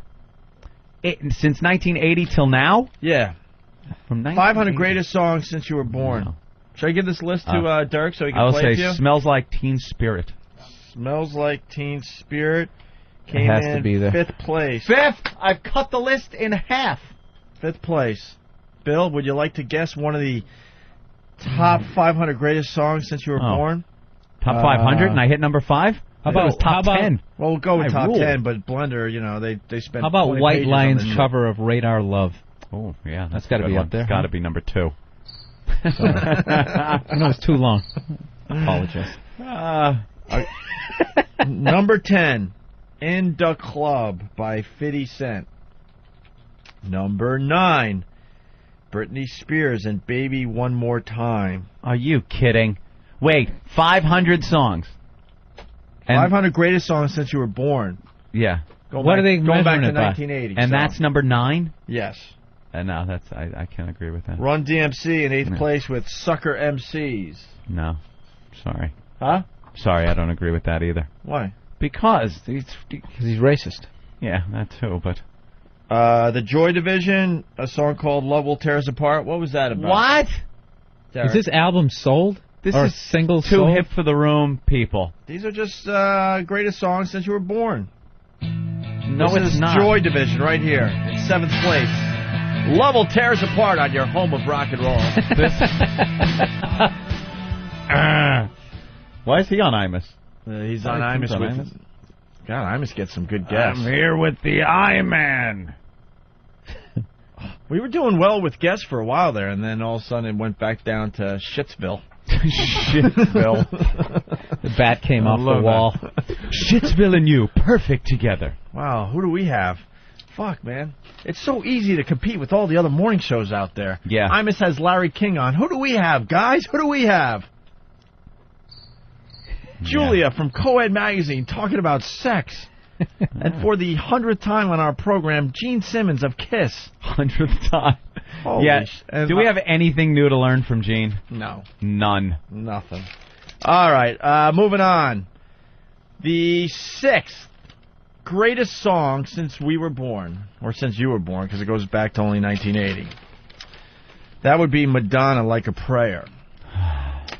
5th place, Smells Like Teen Spirit, Nirvana. That's what I said. 4th place, U2. Yeah. And 1. Mm-hmm. 3rd place, Sweet Child, Oh Mine. Not Of. A lot of people think it's Of Mine. Oh. Guns N' Roses. 2nd place, believe it or not, is Outkast and B.O.B. What? Derek? Britney does not belong in there. You know, one awful day in my life when I was on the road in Cleveland, I actually went to the Rock and Roll Hall of Fame. Oh. We went there. I refused. We all went there. They actually have, like, I thought it was, it had some, like, obviously the Hall of Fame guys, but in the beginning when you first walk in there, they actually had clothes that Britney Spears wore, and it was one of the first exhibits that you saw, and you were just like, are you fucking kidding me? Why? Who cares? That's going to have a high turnover rate, the case where her clothes are. Like, there's somebody coming up right now that's going to be in that case. Jessica Simpson's thong is in there now. Yeah, it's got to be. I wasn't too impressed. The building's awesome and all, but... There is no way I was going that day. It's like, you want to go to the Rock and Roll Hall of Fame? Why do I want to go to the Hard Rock without a burger? Because that's pretty much what it is. It's the Hard Rock, no food. There was a lot of shit that obviously just came from, attics after these people died. Yeah. Stuff they didn't even care about. Unbelievably. John Bonham's drum kit was the only cool thing I saw there. Like he had one, though. That's what I know. That's like the one that was used once in a studio, or... That was the one he was thinking about using for Moby Dick, but decided not to. But he was thinking about it, so we got to, put it on display. Put it up there. He probably never even played it. Ludwig send him all these drums. Yeah, that's what I'm saying. Give him the ugly green sparkle. Give me the sticks he used to tap out Moby Dick. All right, and the greatest song since you were born means the best song since 1980. The number one song is... Oh, wow. Oh, no. So what do we got coming up next? I don't know. We'll find out after these messages. Hey, that's cool. Is that Disturbed? Yeah, it is. Disturbed doing Genesis Land of Confusion, right? Nice. Well, they had some success with Shout, doing their cover of Shout on their first album there. Wow. I like Disturbed. I love Disturbed. Yeah. There's rumors that the singer was wearing a O&A Pest T-shirt on the stage, or Spread the Virus T-shirt. O&A Party Rock from the stage. Yeah, they are fans, and the T-shirts and the stickers are being handed out. But I don't know until I see a picture. I don't know if I'm going to believe that. Yeah, but they are being handed out to shows. Huge. Yeah. Hey guys, if you're fans and you're listening, please call. We would love to have you. We will blow off the always trying to hawk his wares, Gene Simmons, for you guys. That's right. Please. Couple of some feedbacks coming in. Case from California. Greatest song since Anthony was born has got to be the national anthem. Oh. Well, you look great, but we're starting to think you might be a vampire or something. We really don't know how old you are anymore. I am not. You know, the Groucho thing is throwing a lot of people Just off. because I met Groucho Marx. Say no more. Pat from Menaki. Since Anthony was born, the greatest song has got to be Rudy Valley's When I'm Calling You. When I'm calling you. Hello, my baby. Hello, my honey. Hello, my ragtime gal. Is that the song? I don't know which one that is. I've never heard of such things. I met Groucho in 1975 when I was a small child and he was near death. You met him when he was running the New York Marathon in 1938. Fighting age. I did not. Ladies and gentlemen, all the ships at sea. Beep, beep, beep, beep. Morse code. I did not. How easy was it to write a hit back then? You could come up with that horse shit. Hello, my baby. Yeah. Hello, my honey. Hello, my ragtime gal. It's so easy. The cool guys have that song blaring how they're just sodos. Yeah. All you have to do is poop-oopy-doo. That in the song. Poop-oopy-doo. You got a hit. Dun, dun, dun, dun. To Charleston. Some lame-o song. Poop-oopy-doo. That's only the first shit you would just play, like two notes. Ba, ba, ba, ba, da, da, da, da, da.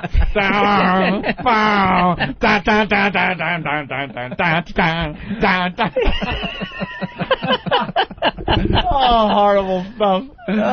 It's so involved and intricate now, and a lot of different instruments and synthesizers. Don't sit under the apple tree. What anyone else for me? Anyone else for me? Anyone else for me? No, no, no. You're getting pussy off of that. People mobbing you. Your fucking raccoon coat. Oh, damn, is that funny? And that was probably considered the devil's music to other people that were around in that era, Boop, boop, what they were listening to, that's the devil music. Boop, boopy-doo. Makes people want to fornicate. This type of music is the devil's music. Yeah, that's the guy born in 1876. Yeah. Scott Joplin. That's good music. This land is your land. You know what? Yes, Opie. I think I want to clean up my area. Stop it. Those things have been sitting there for about a year. What happens next is month. The guys, we have a great crew behind the scenes, and they're always finding stuff for us to play on the show. And a lot of this stuff piles up because we'll just go off on a 2-hour tangent about nothing. And then we have actual really good stuff that we should have got to, and we never get to it. And then it gets older and older, and then we I don't know. Then we put a rubber band. A rubber band goes around it. So then you don't even look at it anymore because it's a pile of stuff. Yeah, Ope's got CDs in front of him that are all loose, and every day I see him thumbing through them and stuff, and hey, what do you think of this and stuff? And then there's the ones that have the rubber bands around them that just never see the light of day. Never. Well, here's one thing we did start really late in the show last week. Diddy teaching Diddy teaching Martha Stewart how to rap. Remember the news chills we got? So bad. A lot of people commented on a bunch of the websites and fan sites that this stuff was so bad we had no comments. It didn't need it. It was just spoke for itself. Stand alone. Well, remember this one? This is the only one I think we played last week, and then we'll play the others. My bro Diddy, and I'm so excited because he's going to teach me how to rap. Now, I just want you to notice, Wes, what are the security guards doing? PB&J's. Oh, they're eating. See, they took me out. That is so great. Well, first of all, what I really want to know is, what are the meanings of like these few words? Okay. Little 101. Is cheddar cheese? No.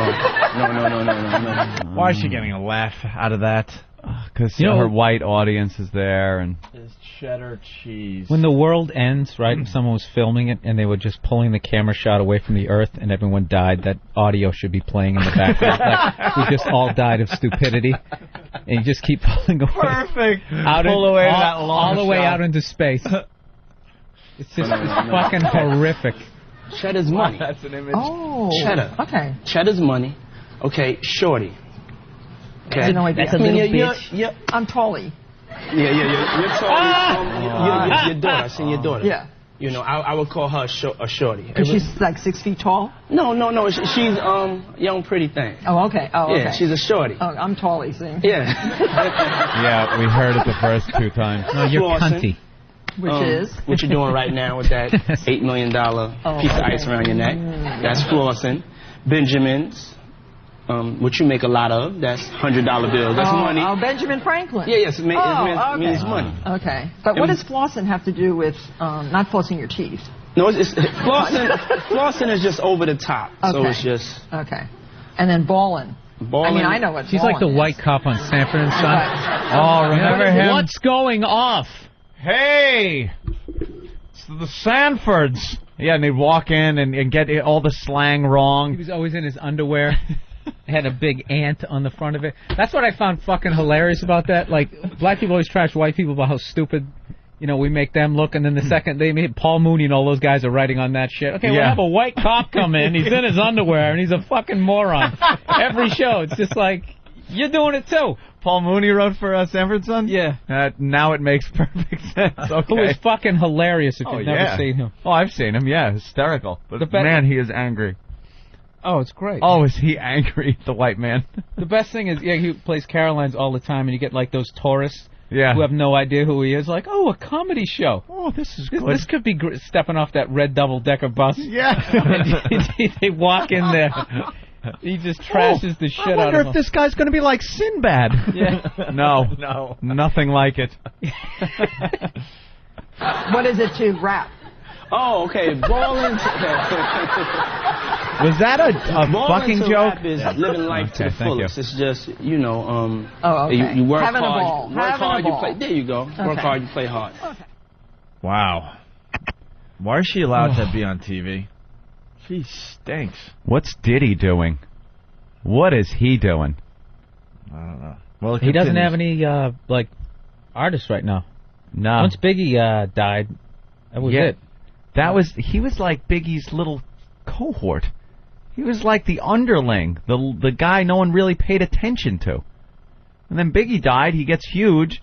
He does that tribute song to the Sting song, and then that gave him license to just do this. He has a new line of rims coming out. I'm serious. So he got the rims. He's got his clothing line. He's like the line. Black Gene Simmons. Yeah, exactly.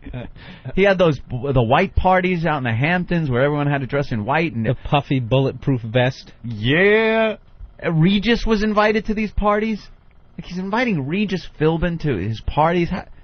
Guy can't have any credibility left with any of the real street guys anymore. None. Martha Stewart. Well, it continues. We got more clips. Listen to this one. Now we're going to try to put some of it together. There's some lyrics from one of my songs called The Benjamins. And, the first song that I taught you... Were you making lots of Benjamins when you wrote this song? No. Did this make you lots of Benjamins? After this song, Benjamins. A lot of things about rap people is like we kind of put out there our dreams and things we want to achieve. And so this is the Benjamins. I wanted to make a lot of Benjamins. When did you write this? This was in 1995. 1995. Yeah. Okay. Okay, and so the first song that we learned when we were in the garden watering the flowers together, I love the way you had your clarity. Now with this song, I need some attitude. You know what I'm saying? You got to put yourself into it. Okay. See. Okay. I'm learning. So I'm gonna say it. Okay. Want to be ballers, shot callers. So ask them the question. Okay. Ballers, shot callers. I'm not going to be able to listen to this. Yeah, I can't. Okay? Oh, my God, no. What's the problem? I can't listen to this. Why? Because she's rapping. She's trying learning how to rap. I can't. This is so embarrassment-inducing. Oh. Now we're going to go from here. Oh, no. Who be dipping in the bins with the spoilers? Who be dipping in He the stinks, bins with too. the spoilers? Okay. I know what that means. Okay. Now this is a very important one, okay? Yeah. On the low from the Jake and the Taurus. On the low and the Jake from the Taurus. No, okay, one more time. Okay. On the low from the Jake and the Taurus. On the low from the Jake and the Taurus. Okay, Now Jake's in the Taurus, which is a lesser car than the Benz. Yeah, the Jake is the police. Oh, Okay? see, I don't know that. We gotta be on the low. Oh, okay. From the Jake. Stop it! Who's in Okay. the Taurus? Oh, it's a Ford Taurus. Okay. Now we are going to end this. Shut up! This Shut session right up! now. We don't want to give Shut the up! Jake too much information so they can decipher our lingo. Just a couple of criminals hitting it off. Great. Very great. Ooh. And finally, this douche chill. Okay, so ready to rap? Let's go, Okay, man. okay. I'm so glad I can't see this video. Yeah. But I pictured it in my head, and it was bad enough. Oh, my God. I'll be rapping dumplings. Get it? We're going to have some hip-hop corn coming up. Oh, you should be assassinated. Whoa. Crap. They should have, like, the Ghetto Boys go in there and teach us some of that rap. Really. NWA. Get in there. Teach us some of that. Teach us some of Easy's old shit. Mystical should go in there and sexually assault her. Wow, was that really, really bad? Yeah, and it was worse the second time. Yep. Rapping. Yep. The New York Rapping Black Martha. Street Slang Exam. Where did we get this from? Travis. Oh, courtesy of Travis. Well, that's kind of taking a risk coming in here with material that doesn't really know how we'll take to it. How do you say excuse me or pardon me or sorry? You just don't. It's a trick question, isn't it? Sorry, is that my bad? My bad. My bad. Wow. Yeah. Thank you. Dude, you're like the whitest person in the studio. Exactly. Nah, he hangs in the community. All right, how about if someone says, "Ayo," to you on the street, what is your reply? See you later, then. Wow.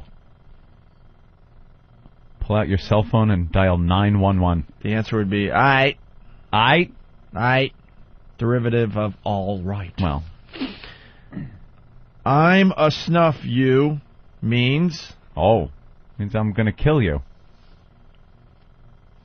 I'm going to punch you. I'm going to kill you. I'm going to leave you. All of the above. I'm a snuff you means... I say kill you. Bill? Oh, I thought you were saying it meant all that shit. I'll kill you. Snuff you, I'm going to leave you. You're both wrong. It's I'm going to punch you. I'm going to punch you? I'm willing to bet no one says that. She got a gas... I'm going to snuff you. Snuff just... Yeah. By the way, man, doesn't work. When I was watching your half-hour comedy special on HBO last night, that voice you do really makes me laugh hard. I was just commenting on it yesterday when I was home. I was hoping you were going to finally do it on our show. Did you do it on our show? Yeah, Oh, yesterday there was some, and I just started laughing. My girl voice and my gay guy voice, you can't really... You have to have, like, perfect pitch as a musician to tell the difference. But it's perfectly annoying. It's hilarious. What are you doing? Why? I was laughing yesterday listening to the replay. I was like, I love that voice, man. The second I started doing that chunk of material, the amount of women who would come up, like, they would maybe like every weekend anyways, because I'm a fucking howdy-do looking idiot. I might get 3. One of them was a divorced waitress, but the second I started doing that bit, it dropped off to 0. Really? Yeah, they just don't I would like just it. do, you hate women. You can totally fucking see it. It's like, at all. Why don't you look behind... Stop taking it, fucking face value. I have intimacy issues. Bill Burr's half-hour comedy special re-airs tonight, right? Yes, it does. At 11 o'clock. 11 o'clock Nice. on HBO. She got a gas face means, A, she has light skin. B, she's very happy. C, she's giving you a dirty look. D, none of the above. Dirty look. She's giving you a dirty look. Yes, Bill Burr. Wow. That's what she got a gas face means. Here it is.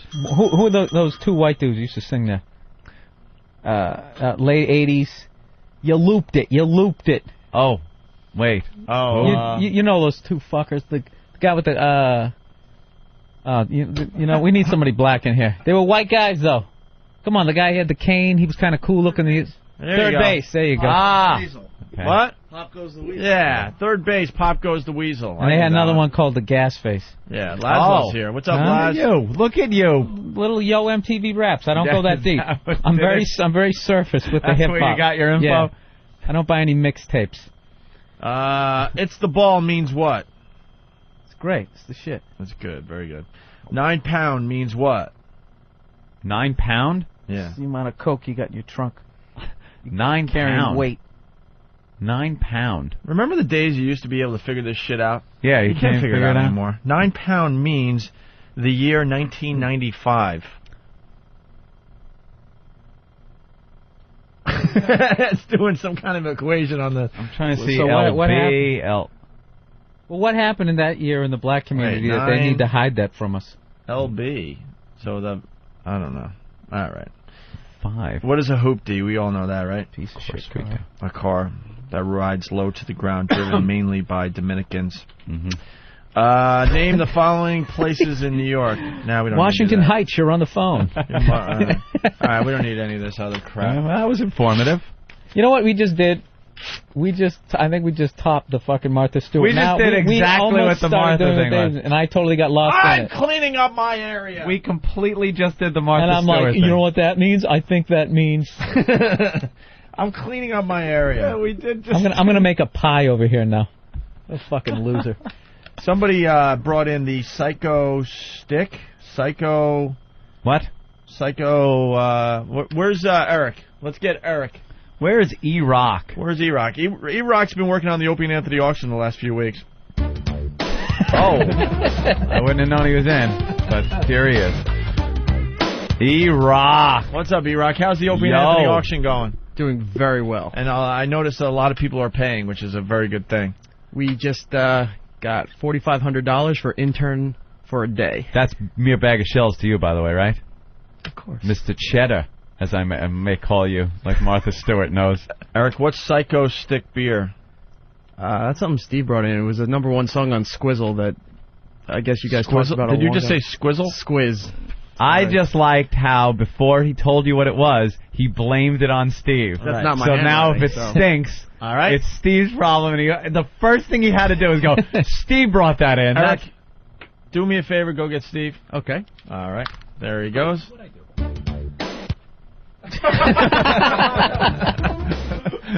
Eric actually started walking, stopped because Steve walked into the studio, so his music had to stop. And Eric's still in the studio, and now here's Steve with his walk-on fucking hybrid sound effect. Hey, Steve, what is Psychostick beer? Eric brought it in. Psychostick beer. Why does that sound familiar? Cleaning up because you brought it into us. That's why it's familiar. Well, Eric said you That's, brought it in. I probably did. It's something I brought in maybe some drunken haze. No, it has nothing to do with drunk. I probably in a course of penning like 6 discs in. That was one of them. Now I can't remember what it is. Is it a band called Psychostick and a song called Beer? Mm. Oh, yeah. Now I remember what it is. That's like the #1 song on Squiz. And on their they've got like a weekly countdown that they do, and apparently that's like the Biggins Countdown? Yeah, the Biggins Countdown. Thank you. Oh, it's written on the disc. Okay. You know, I could have done this whole thing myself. Yeah, we didn't need any entry music. Sound effects and the entry music. Yeah, I know. All right, get out of here. Get back to the Opie and Anthony auction. There goes. Both leaving the studio at the same time. I was very confused. If you faded that music down, that would have sounded like that was playing in Steve's hybrid car. In Steve's hybrid, yeah. Look at him raising his hand. Yeah, Fuck, Derek I all missed it. pissed at himself. Missed the opportunity. Well, we got to play Psychostick and beer. Now we have to. Let's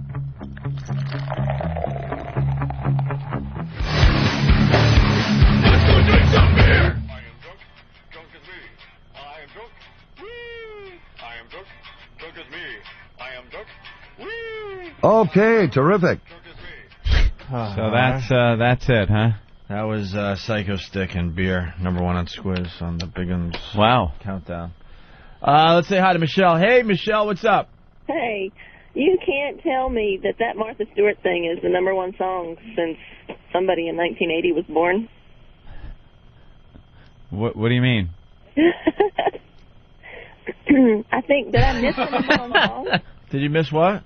Did I miss the #1 song? I love it. All the OCD people are now coming out of the woodwork to call. They need to know. They need to know the #1 song. Oh, God, I'm sitting in my vehicle in front of my office. I was supposed to be there at 8:30, but I'm waiting on the #1 song.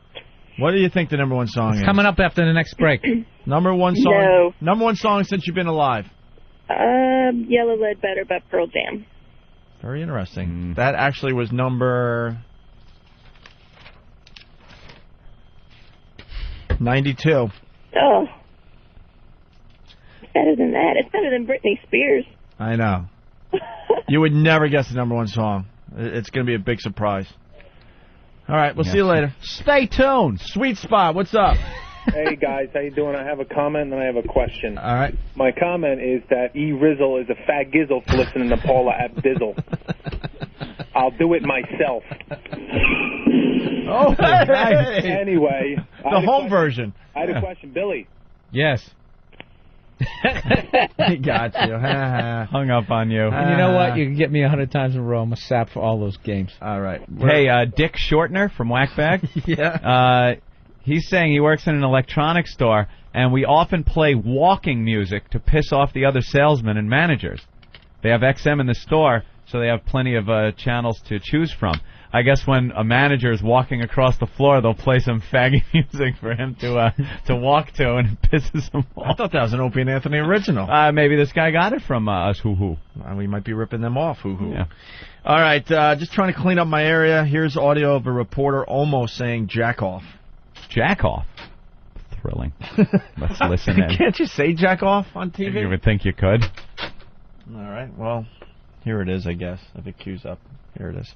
Sask Energy is announcing a proposal to jack up the cost of heating your home by 27 to 30%. That's hot because it's a chick. All right. That was worth sitting here for a month. Was that in rubber band or was that sitting? That was almost in rubber band. Almost. Wow, good thing. I'll clear out the rubber band section. But look, we're clearing out stuff. Who was sitting there smoking pot, saw that, went, this is hilarious, man. She almost said jack off. All right, I got a real good one. Got to be on the show. Actually, I do have a really good one. Guy freaking out playing video game.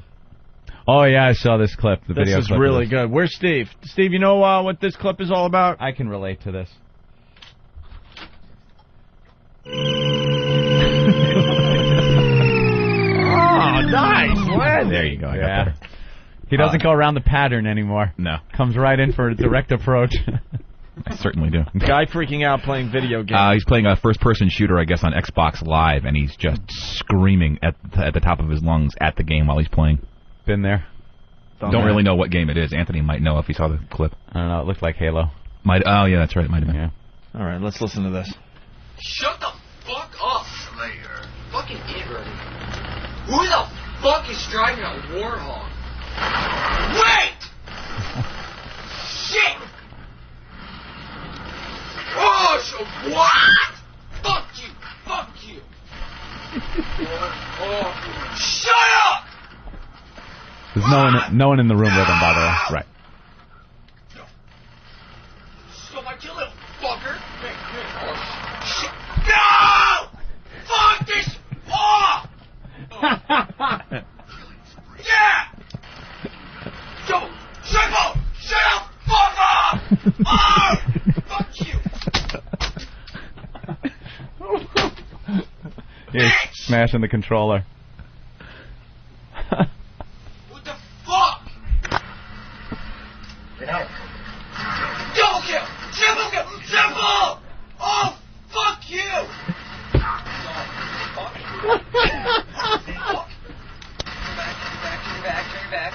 Turn your back, you fucking moron.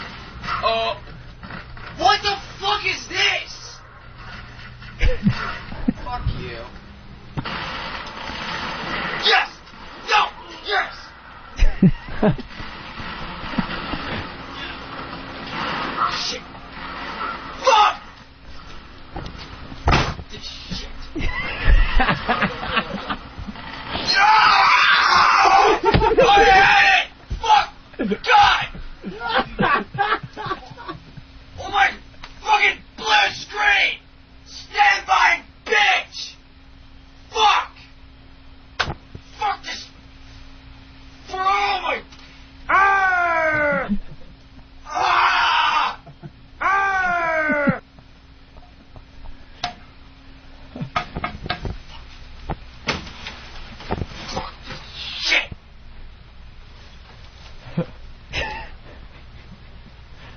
love it. I lagged out! What the... Fuck!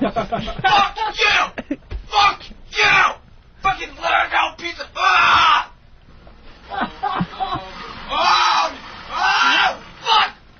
Fucking gang! And there you have it. The video's up on Foundry Music. Yeah, it is. I'll put a link to it. Right now. Bravo! Yeah, the video's even funnier. Holy shit! He just loses his mind and breaks all his shit. What else is on your website there, Steve? You got a list. I think we got the brutal street beating video. Yeah, we found that this morning. It got sent in. The video is much better than the audio. I guess it's two guys in probably Los Angeles, just based on attire. And but this guy hits the other guy so hard that his shoes fly off. Nice. All right, that's up there. The new Lazlow O&A trailer that we played earlier is up there for your listening pleasure. We're looking for listeners to come up with their own Opie and Anthony movie trailers. And please spend all audio should be sent to Steve at foundrymusic.com, FOUNDRY music.com. Also, intern Bill's pathetic assault on the media. The video is now up on the website. Yeah, you can see pathetic it is. It certainly is. He's about 30 feet back from the camera when he does it. It's funny because all of a sudden you see the bag drop to the floor because he's pulling his sign out of the bag, and then he's jumping up and down in the background and no one cares. It's pretty funny to watch. Also, the assault on the media clips from the Eagles home opener. That one was a really good one, and that might be in the lead for the assault on the media contest for September. It's between those guys and the gang from Boston that also had a great assault on the media this month. And we're looking for new assaults on the media as the month winds down here. And 5 video clips from Jimmy's going away party. That's right. People have been bitching. They're like, where the hell was the video? Yeah, I've been moving, so I haven't had a chance, but I finally got a chance to get the video. Are they good video clips? Yeah. All right. And that's about it for now. Thank you, Steve. Okay. Gamefly.com, Anthony. Speaking of video games, I met the fine folks from Gamefly.com at the Rolling Stones concert the other night. You did. I went to the XM client party. You couldn't be bothered. Not at all. I love Gamefly, but I don't think I want to hang out with a lot of the people in charge. Yeah. That's all. They're doing nothing against them. They're doing quite well. Yeah. And the guy that runs it, he's a young guy that looks like Keanu Reeves. Really? Yeah. I meant to tell him to his face, but I was like... and he's the head muckety-muck? Head muckety-muck, very happy with what is going on with us in Gamefly.com. Nice! So, yeah, you want to explain this damn thing? Of course. You go to Gamefly.com.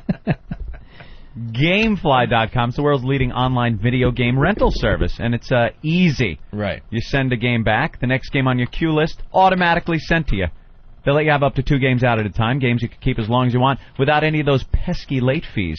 And if you really like the game, all you do is you click Keep It in your game queue, and you get the mint condition box and a manual delivered to you like you bought it in a store, all at a great member discount. Go to Gamefly.com/XM, get signed up. It only costs $21.95 a month, and you can start with a free 2-week trial. 2-week XM trial. No commitments. Cancel anytime you want. Start playing all the latest releases, all those games you wanted to play right now at Gamefly.com. Got over 2,500 titles to choose from for all the platforms: Xbox, PS2, GameCube, Game Boy Advance, DS, and the all-new and ever-popular PSP. 2 games at a time. No shipping either way. How about that? Keep the games as long as you want. No late fees. All the games you want. Gamefly.com. You know how to spell game and fly. You put them together. Gamefly.com/XM. Plug in that XM in the promo code, and you get a special offer. Gamefly.com. Let's see how this comes out. All right? They're right there. All right, here we go. I got it to break.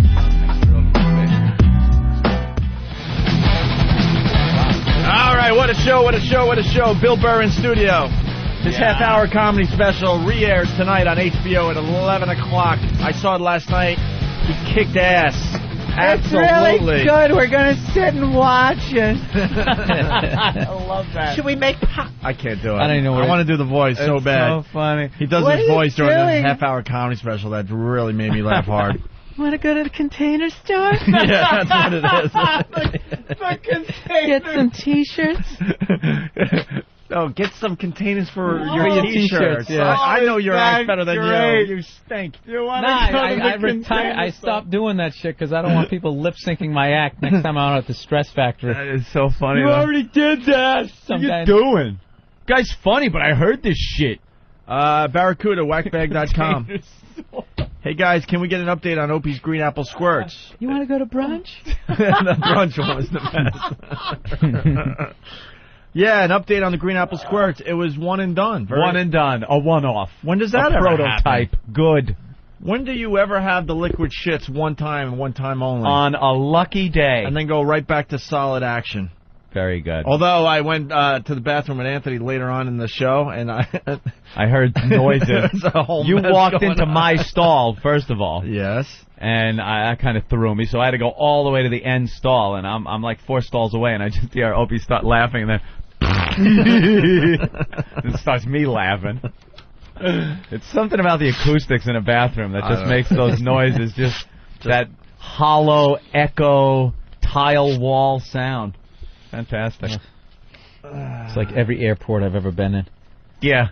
Right before you get on your flight, just some totally uninhibited jackass just squeezing it out. And then they got to go, like that groan of pleasure. The best is when they're talking on their cell phone while they do that. You ever been in the airport and there's a guy on his mobil phone taking a dump? I was like, what are you doing? What business is so important? I know. Yeah, really. I already sent those figures. Here's some PowerPoint for you. Slide 1. Lazlow in studio. What's up, Lazlow? How's it going? Good. I figured out your guest problem for you. You did? Yeah, because you guys are always saying you have trouble getting guests. Yeah. Well, one of the first times I was on, Ben, like a couple of days before, emailed me and go, "You're on in a couple of days, aren't you?" I'm like, yeah. You didn't sort of have that written down. Oh, no. And then 2.5 weeks ago, I get an email from Ben, and he says, you want to come on the show in 2.5 weeks? I go, cool. I'll do it on Tuesday, the 20th. So last week, I get an email from him, and he goes, hey, how about coming in next week and being on the show? I go, Ben, you got me booked. I go, you got me booked for Tuesday. He goes, oh, excellent. Excellent. Guests are having to book themselves on our show. I had one calendar with me and the other one without me, so it's, What, are they different? No, I have an electronic one, and then we have the one in the office. I screwed it up. That's great. He's here. Hey, he's here. That's all that counts. But I get nervous. I email him the night before. I'm like, still on, right? Am I supposed to be on your show? I'm afraid I'll come in. I'll be like, you're not on today, dude. Lazlow? When do you think they're going to find out in Washington that this radio show is a complete mess? Yeah, I have no clue. If anybody has a perception, this is a well-tuned machine. Yeah. All right, Lazlow handed in a fine production piece today. Yeah, fine piece. I want to play it again. Cool. Yeah, I've been wanting to do like a movie trailer spoof for you guys for a while, and because the most fun production I've ever done for GTA has always been the movie trailer stuff. Yeah, because it's just they take forever to put together. For anyone not familiar with Lazlow, maybe new listeners to the show, you hear his production work in Grand Theft Auto video games. And his voice. Yeah, all those commercials, the wacky commercials for Glory Hole theme park and all that fun stuff. That's Lazlow and his sick, twisted mind. And now you're out of a job, kind of, with GTA getting all fucked up. Yeah. With the porn shit, huh? What's going on? Are they going to be able to pump out about that. Are they going to be able to pump out some fun games still, or have they been fucked now because of the rating? Well, there's a new game out. I mean, they just reissued the game, from what I understand. But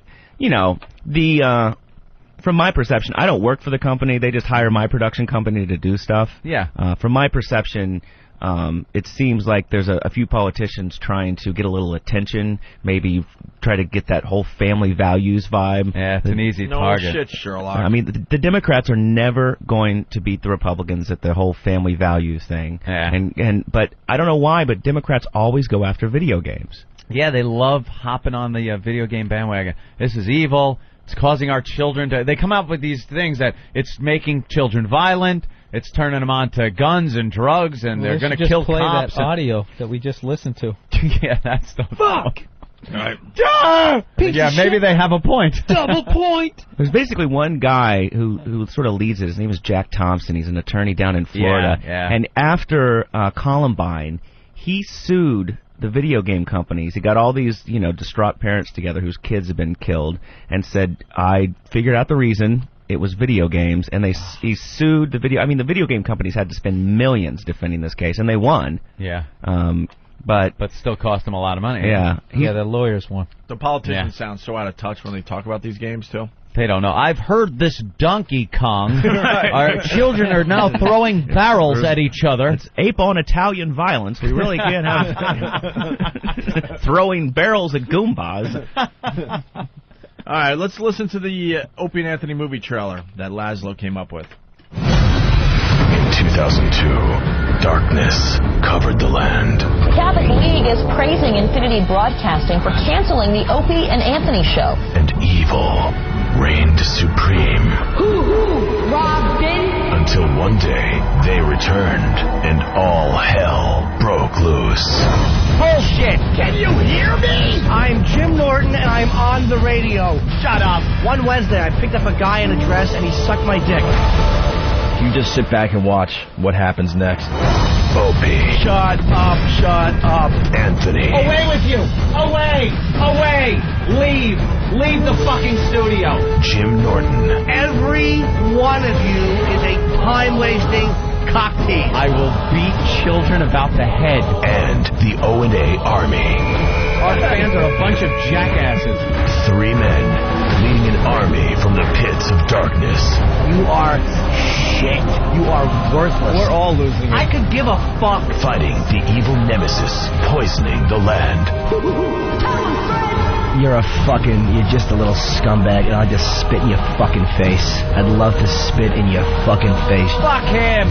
And a battle that almost separated them forever. I'm an actor. You're insane. You don't know how a show works, and then you have these stupid opinions. I understand you're trying to do a radio show. We're not gonna do that, you ass! Aw, don't get all angry and yell. Jim, you're fucking pissing me off. Whatever. Holy shit. What happens when love pushes you over the edge? I gotta feel the tits! Nowhere to run. Who is this idiot on the radio? Nowhere to hide. You're shit out of luck. And no way out. Dance, motherfucker, dance. Yeah, look at my cock. The most anticipated thriller of the year. Give to me the money, I will make for you the like I fuck. No! The Opie and Anthony Show. Rated R for retarded. That is awesome, man. That's what I did from Friday, from 5 p.m. to about 2, 3 in the morning. Wow. Bravo. Wow. And now we want listeners to try to come up with their own movie trailers. We'll see what comes in. You never know. Oh, just the You never crap know. that's going to come in. The garbage. I love the evil in Jim's voice. Oh, I know. I'd love to spit in your Spit in your face. It's so calculated and nasty and comes from such a deep, dark, evil place. Oh, it's great. There are fun Jimmy things when he goes, shut up, I want to bite your face.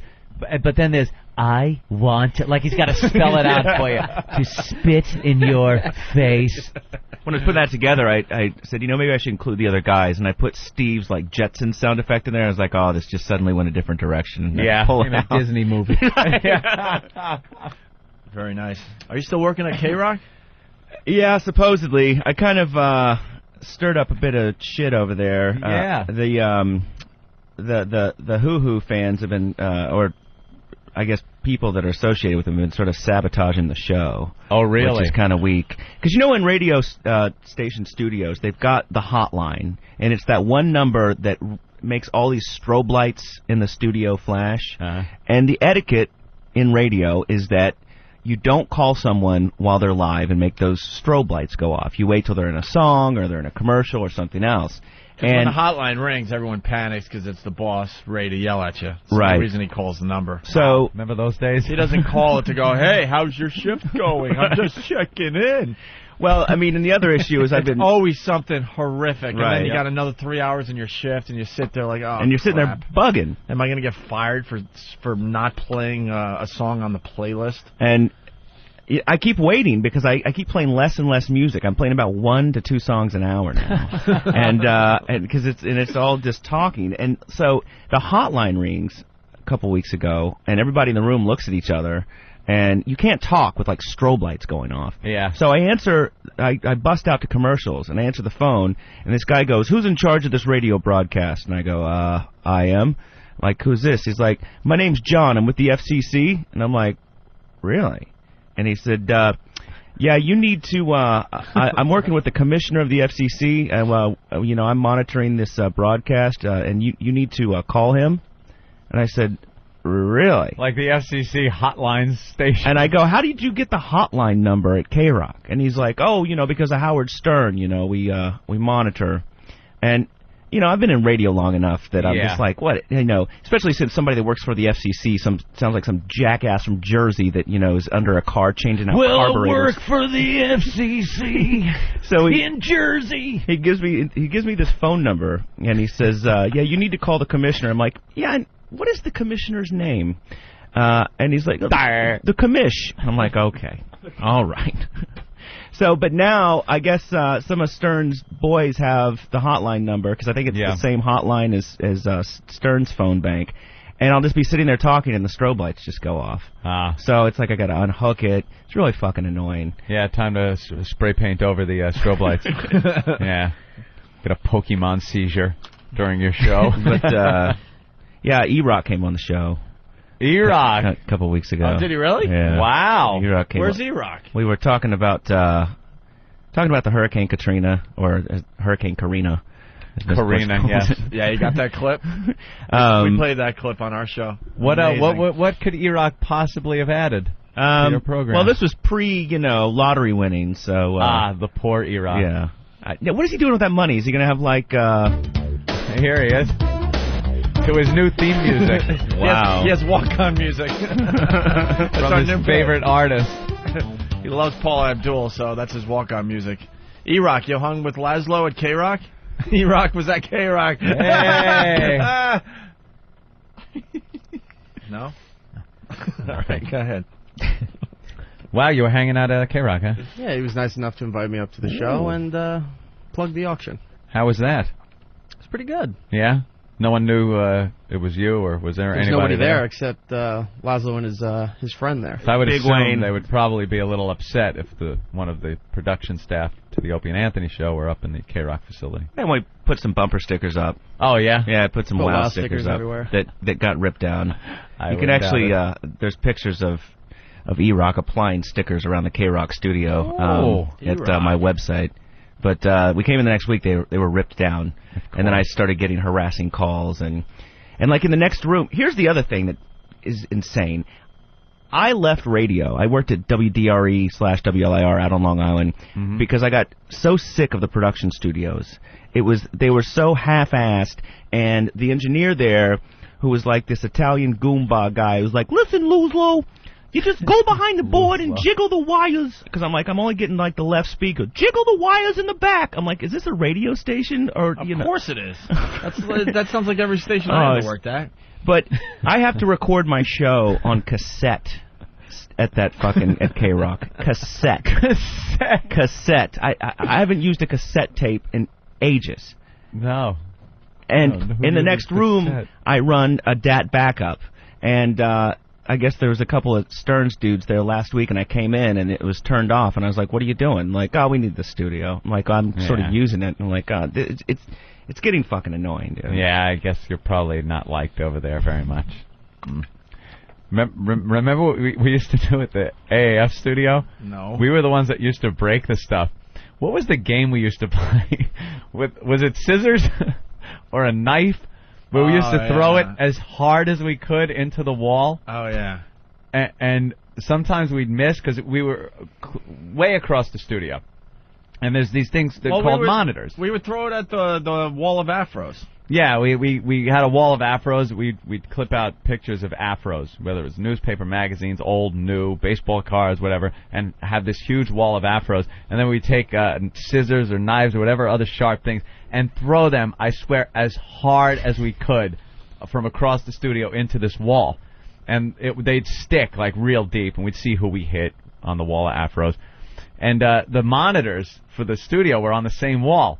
And a couple of times, the scissor went right through the big speaker. We were animals. Then we started throwing the fire extinguishers through the wall.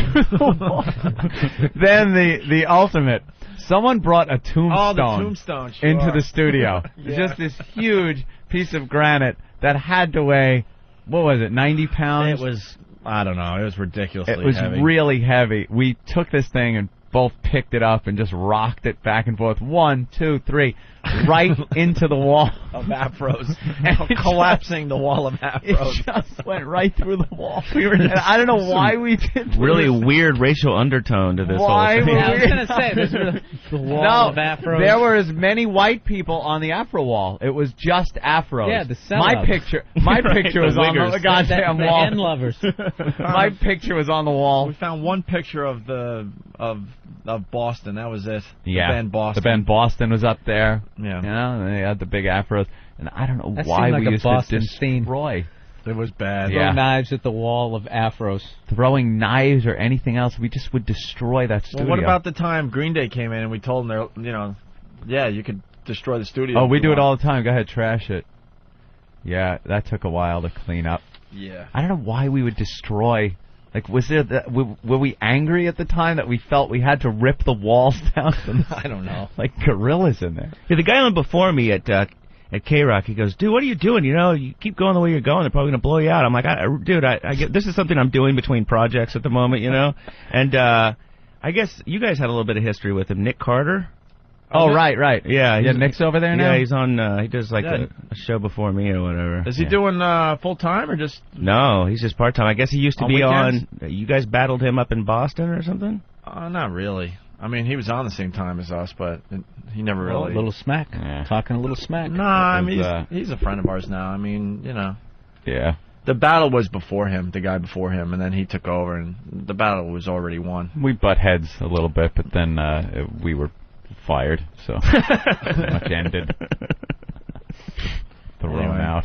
You got some... oh, there goes Eric. All right, Eric. Yeah, I brought him some stuff for your auction, man. Eric's just sitting there waiting for him to walk out. And by the way, that's what he did on my show, too. Really? Yeah, just sort of blank look with a mic in front of him. Oh, that's him. That's him. What is he going to do with that $100,000? Have you like some camp called Halitosis for Hope or something? He went there. I don't know what he says. He's going to invest it and live off the interest. Live off the interest. He told me he's going to live off the interest. Good luck. I don't know what stock market he's investing it in. Yeah, hopefully it's the Colombian stock market because they tax it.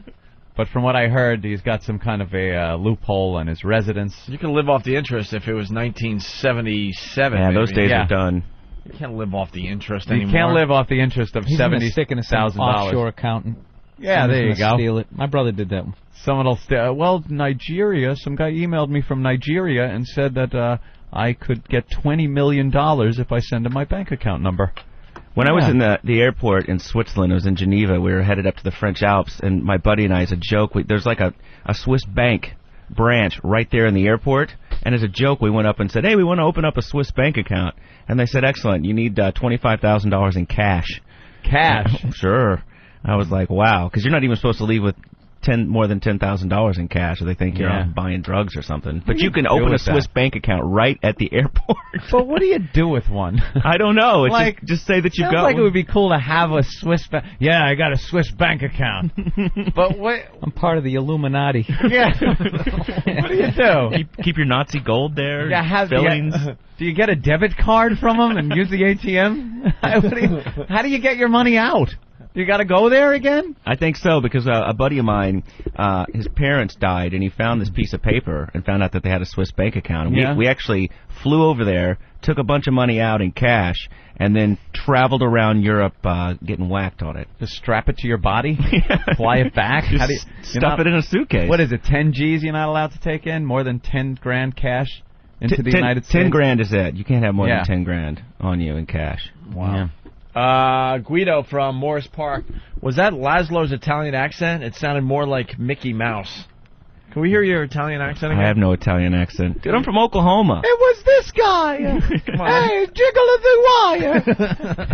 You guys were talking about... I'm trying to change the Moving along. You guys were talking about the different slogans from countries. Yeah. In Oklahoma, on the license plates when growing up, it said Oklahoma is okay. Okay. Do you remember that? Yeah. Just okay. Right? We're getting by. We're fine. When did Oklahoma become a country? The country of Oklahoma. They had slaves. Did they? They did. There were slaves in the oil field? All right. We have some of your show stuff. Yeah, here. on my show, there's three of us. It's me, Big Wayne. He's my sidekick. He's a former biker who used to wreck motorcycles on the BQE at 100 miles an hour and rob shoe stores and do crack and stuff. But he's a carpenter now, and he's one of my best friends. We surf together every weekend. So why shoe stores? Out of curiosity. Nikes. Get some Nikes, looking cool. Stealing the sneakers. Yeah, this is going in. That was a big cash heist. Steal all the size 10s. I'm gonna knock off a shoe store. Where do you surf? Long Beach. Long Beach? New York. Yeah, we had some hurricane surf go through with Ophelia this weekend. And Pretty good. It was so big, there was a lot of people couldn't get out. Big 10-foot glassy faces. Wow. It was big, incredible. 10-foot glassy faces. Yeah. Nice. You're talking shop here. I know. I'm like 10.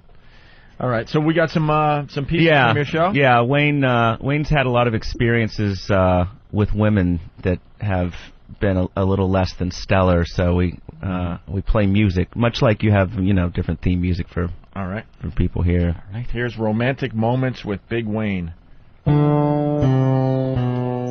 Romantic Moments with Big Wayne. I was with this girl, and it was in the early 80s, and she was actually a friend of a girl that I was dating, and we had a little relations, and she got knocked up, and so we told her family, and everyone was all happy at first, and a couple of weeks went by, and the father kind of grabbed me and said, these guys are kind of young, and you don't know what direction your life's going into, and take her to the clinic. And then I took her to a place on 5th Avenue and 60th Street. After the procedure, we got back to her house. There was moments of, you aren't going to love me anymore, and we're not going to last, and we're not going to be together, and, it turned into another moment. And little to say, 3 weeks later, I was back at 5th Avenue and 60th Street for round 2. Oh, my God. In the house. Control his instincts. Romantic Moments with Big Wayne. Holy wow, the music really sets that piece. It is so together. Thank God I'm in delay on that station, because I have to keep hitting the goddamn dump button. Because he's a carpenter. Every other word's fuck, shit. Right. It's killing me. God she damn. just had an abortion and was able to have sex again. Took the chick home and fucked her again and got her pregnant again. I like how the whole thing went, though, where she felt that he wouldn't love her because of the abortion, and that turned into romance and him showing that he loved her by having sex, and then she gets pregnant again. Wow. There was no guilt or shame in that. None. You got to see this guy. He's about 240 pounds. He's got a dreadlock beard down to his waist. He's a piece of work. He's all right. That's great. He might be perfect for this fine channel of ours. It's a good one. All right, Romantic Moments with Big Wayne, number 2 here. Yeah, there's another one on there. Romantic Moments with Big Wayne. Chick's name was Debbie. Her brother's name was Mooney, who we really hung out with. And she was born with a disfigured arm. And at the elbow joint, it had a little hand that never grew past a 5-year-old's hand. When I met it, was actually a baby hand, and then it grew to be like a little child's hand. And she always kept it covered up. And I had a fantasy of that, I'd like to be released by hand from the mini hand. And not being that well endowed, I might feel humongous. Romantic Moments with Big Wayne. Yeah, I like that bit a lot, man. Yeah, like a thalidomide hand, yeah. The little thing on the end of your elbow. Wow. I like that guy. He just talks about unbelievably disgusting shit, but he does it with such a bouncy kind of voice. Yeah, it makes you feel chuckling through it. He goes up at the end of the sentence. Yeah. And it grew into kind of a little kid's hand. And those are the tame ones. Like, there's stuff that I can't even put on K-Rock just because you can't say fart, for God's sakes, Yeah. Wow, regular radio stinks. Here's the show opener for week 7, show number 6. Yeah. Is it worth playing, or? Yeah, sure, man. Well, we love your production, so. Who's at risk and how prepared are we? Are we next in America? How safe are we in America? Can we prevent a subway or bus attack in the U.S.? This is why I thought the Brits should have let the French have the Olympics. Why are they doing this? You have to wonder, will we ever truly feel safe again? There's a lot to worry about in America today. Terrorism, the economy, gay marriage. But when the anxiety sets in, I turn off the TV, pull up a chair, pop a Percocet, and a nice cold Brooklyn lager, and I turn on the Lazlow show. Stand by, baby. It's starting right now. Please, stand by. Should we start with the national anthem? You know what? Screw it. I got too drunk last night. Just play the opening music. And this is where I start talking. The kid's hysterical always. Love the kid. I get emails from O&A fans. Tell me more about the kid. Like he's a pedophile. Frightening. Dude, I got really this scary. email from one of your fans. He's like, hey, there's, they're talking about you on Whackbag or all that. And I was like, oh, okay. And so I went to Google, and there's this Google search you can do where you can sort of like spider through a site by typing like Lazlow site and then Whackbag, and it'll show you every instance that your name is mentioned on that site. Wow. And, I'd heard Jay Moore one time talking about the pit of despair that he got sucked into by going on Whackbag, and I was like, it'll be different for me. Oh, and I went, no. Dude, 2 hours later, I was like, oh my God. Which is why I got the idea for that movie trailer, because I was watching like Lord of the Rings, and like all those orcs armies coming. I was like, that's what the fucking O&A army looks like. That's what they're like. And they can turn on you. The drop of a dime, they will just turn on you. There was this one thread, it was like, what does Lazlow look like? And I'd never had any pictures of me at my website. I'd always just like kept low key or whatever. And somebody found a picture of this fat guy in Birkenstocks with a goatee, and they're like, this is what he looks like. And so this thread explodes. Oh, he looks like a fag, blah, blah. And I'm sitting there reading, going, no! You will never find a larger collection of guys who are more concerned about how guys look than in radio. I swear to you, I have had, throughout my entire life, I've had no problem getting and keeping girls and girlfriends. Never been an issue in my life. And that, to me, is all I need. When Mitch will email and talk about how ugly I am, I'll be like, what? Why does Mitch, first of all, care about what I look like? And how can he really, judge? And how is he sitting there going, I don't find Anthony attractive? It dumbfounds me. You're not going to fuck him. He's just there to make you laugh. Right. Calm down. I'm there to talk into a microphone. You don't even need a visual. It's radio. This isn't TV. You went out of your way to see what I look like to then comment on it. Our looks will never get in your way. It's always not a TV show. And it's always guys. Yeah. It's always guys. And there's this thread on there. They start talking about, I really like his stuff from Grand Theft Auto, da-da-da-da-da. And this one guy puts in there, the Grand Theft Auto stuff, he was ripping off Stern. Well, you were. Because you spoke into a microphone to do it, right? Hoo-hoo, right there. You're ripping off Stern on the Grand Theft Auto. I was like, what are you talking about? Oh, my God. I probably heard Stern like 2 or 3 times when we were writing the scripts for that. Yeah. The first game. There are just some people that are so brainwashed that a sound coming out of a speaker, there you go. You're ripping them off. All right. It doesn't matter. Hey, this just in, Gene Simmons is MIA? Jesus. Oh, wow, what a shame. He's got some hair on him. Yeah. Oh, boy. The show always starts with potential. We sometimes have guests that actually look like somebody on this sheet, and sometimes they actually show up. Sometimes they actually call in. All right, anything else on this, Laz? There's Jaguar Skills is this weekly radio serial that we've been doing. We're really into comic books and stuff like that, and I thought, the radio serial is very much dead, so I got contacted by this DJ in England, and he and I actually collaborated on this album, and his name's Jaguar Skills, so we've been making these 1970s action adventure episodes. Opie, could you imagine preparing for a show like this? Could you imagine corresponding and collaborating with someone in another country for a break on the show? Can you imagine Anthony staying for longer than 5 seconds after the show? After the show is over? I start to walk over across the room to shake your hand and say, great show, and there's this wisp of smoke, and he appears on Long Island seconds later. The elevator is in free fall to get me out quicker. I just pull a handle and it drops.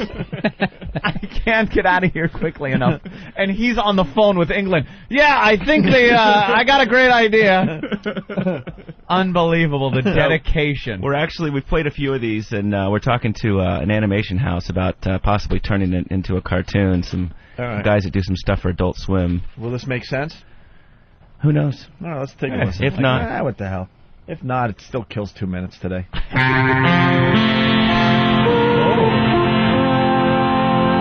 My name is DJ Jaguar Skills. Secret ninja powers are revealed to me when I hold aloft my magic stick. Jaguar Skills. With my fly ebony honey at my side, and my friends the mighty Bat Boss crew at my back, I battle evil. Jaguar Skills. The funkiest ninja in the universe. Jaguar Skills. Tonight, we join our hero, Jaguar Skills, the UK's flyest ninja DJ, deep into a session of lady pleasin'. Don't tell me that was it. Yo, that's super speed, baby. That's DJ Ninja style. I'm in and out before you even know it. You got that right, fool. Look, shut your stupid face before I chop your head off with a sword, yeah? Damn! It's the Chuck D alarm. Damn! Throw me my magic stick and my ninja knickers. Shortly after meeting up with his sidekick, Tiger Chen, and the mighty Fat Boss crew. Jag, yo, it's your evil nemesis, DJ Nuptial, the wackest wedding DJ in all of Britain. Oh, man, I hate that fool. Yeah, he and his evil ninja crew, they've taken his club and everyone inside hostage. They're about to unleash some romantic ballads and Hasselhoff and all kinds of shit. Look, it's time to get grey-white on these fools and burn this place down. What about the children? Tiger, we're gonna have to go around the corner and rape all the women and children. Jaguar, what are you talking about? Jaguar, your eyes are red. Have you been smoking hash all day? Totally mashed. I'm massively mashed. Look, did you know how mashed I am? I'm massively mashed. Jag, I'm gonna have to take you back to the hideout. You are bugging out. I think it's time to go back to the hideout and smoke some hash. Join us next time for another Jaguar Skills adventure. Jaguar Skills. Jaguar Skills. 5 gorgeous young ninja pimps protecting Earth's entire galaxy. Always 5. Acting as one. Dedicated. Inseparable. Invincible. Wow, that's some production, man. That's too much like the real deal. Yeah, the stories really never go anywhere. Obviously. And it's really based after this guy's real character. He's like a black belt that sits around and smokes hash all day at this like mountaintop villa in Spain. He's a weird dude, so I was like, I got to create a cartoon about you, dude. Wow, very good, very good. Calling people in England. I know, you're making us look bad. Opie reads a magazine and he's like crowing. I read a magazine last night and I got something here. He's like on the phone with England. Well, what do you bring to the show Flipping out today? the articles like an old lady with coupons. What did you bring to the show today? I read Giant Magazine. I wasn't saying that I did more than you. All right. I'm saying Bill, what did you Lazlow bring to is the blowing show today? everyone away. A positive attitude. That's it. And isn't that all you really need? A little bit of love. We're patting ourselves on the back 45 minutes into this bullshit today. We're going to take a break. I guess Gene Simmons is not calling the show today? Of course not. I'm sure people are just sitting around waiting for Gene to call the Opie and Anthony program. Yeah. Jesus. And who's Julia? What is she? She's going to talk about sex. She's from, hold on. Who is still? COED magazine. Oh, and I see super agent Robert Eatman. This could delay my exit by the tens of minutes. I haven't even met him yet, and he's now my agent. Is he? Yes. Wow. He's everyone's agent. I know. After the headlines we got. I'm going to be doing overnights in Paducah. Yeah. Oh, that's great. Talk to him now because you'll never get him on the phone. He's everyone's agent. Can you get the Opie and Anthony deal for me? Well, yes, I can. All right, I'll sign with you. Who suffers in the end? Opie and Anthony. Oh! His stable of more than 10,000 hacks. He's got 10,000 morning hacks. 10,001. And one now. Thank you. And Anthony and I. Yeah, we used to be like the big guys. And how much you want to bet he watches Entourage? You think? Look at his dress is different. Yeah, what is it? He's looking a little more casual. You watch Entourage. Today. He wants to be, what's his name there?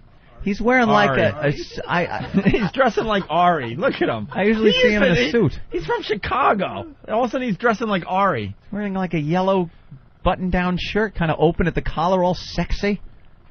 Have you ever seen him dressed like that? No, never. I think he got influenced by Entourage. He wants to be Ari. He is. He's a day away from getting the gold hoop earring.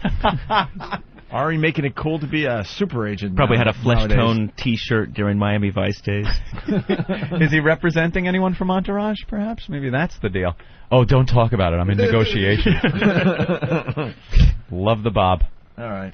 And I forgot to tell you, Anthony, our old GM called yesterday. Brucey Mittman. Bruce Mittman. Boys, is he going to be in town and want to have dinner? I have no idea. I didn't call him again. back. Another Boarfest dinner with I was going to say with Robert Eatman, but that's true too. But with Brucey Mittman, who knows? We'll have to call him back. All right. Why don't we take a break? Yeah, I got to take a leak. Bill Burr sitting in today, Lazlow sitting in today, and we got what's her name, Julia from COED magazine to talk about sex next. Just when you thought the show couldn't get any more exciting, entering the studio is Julia from COED magazine. Yeah. A magazine no one has ever read. Hey.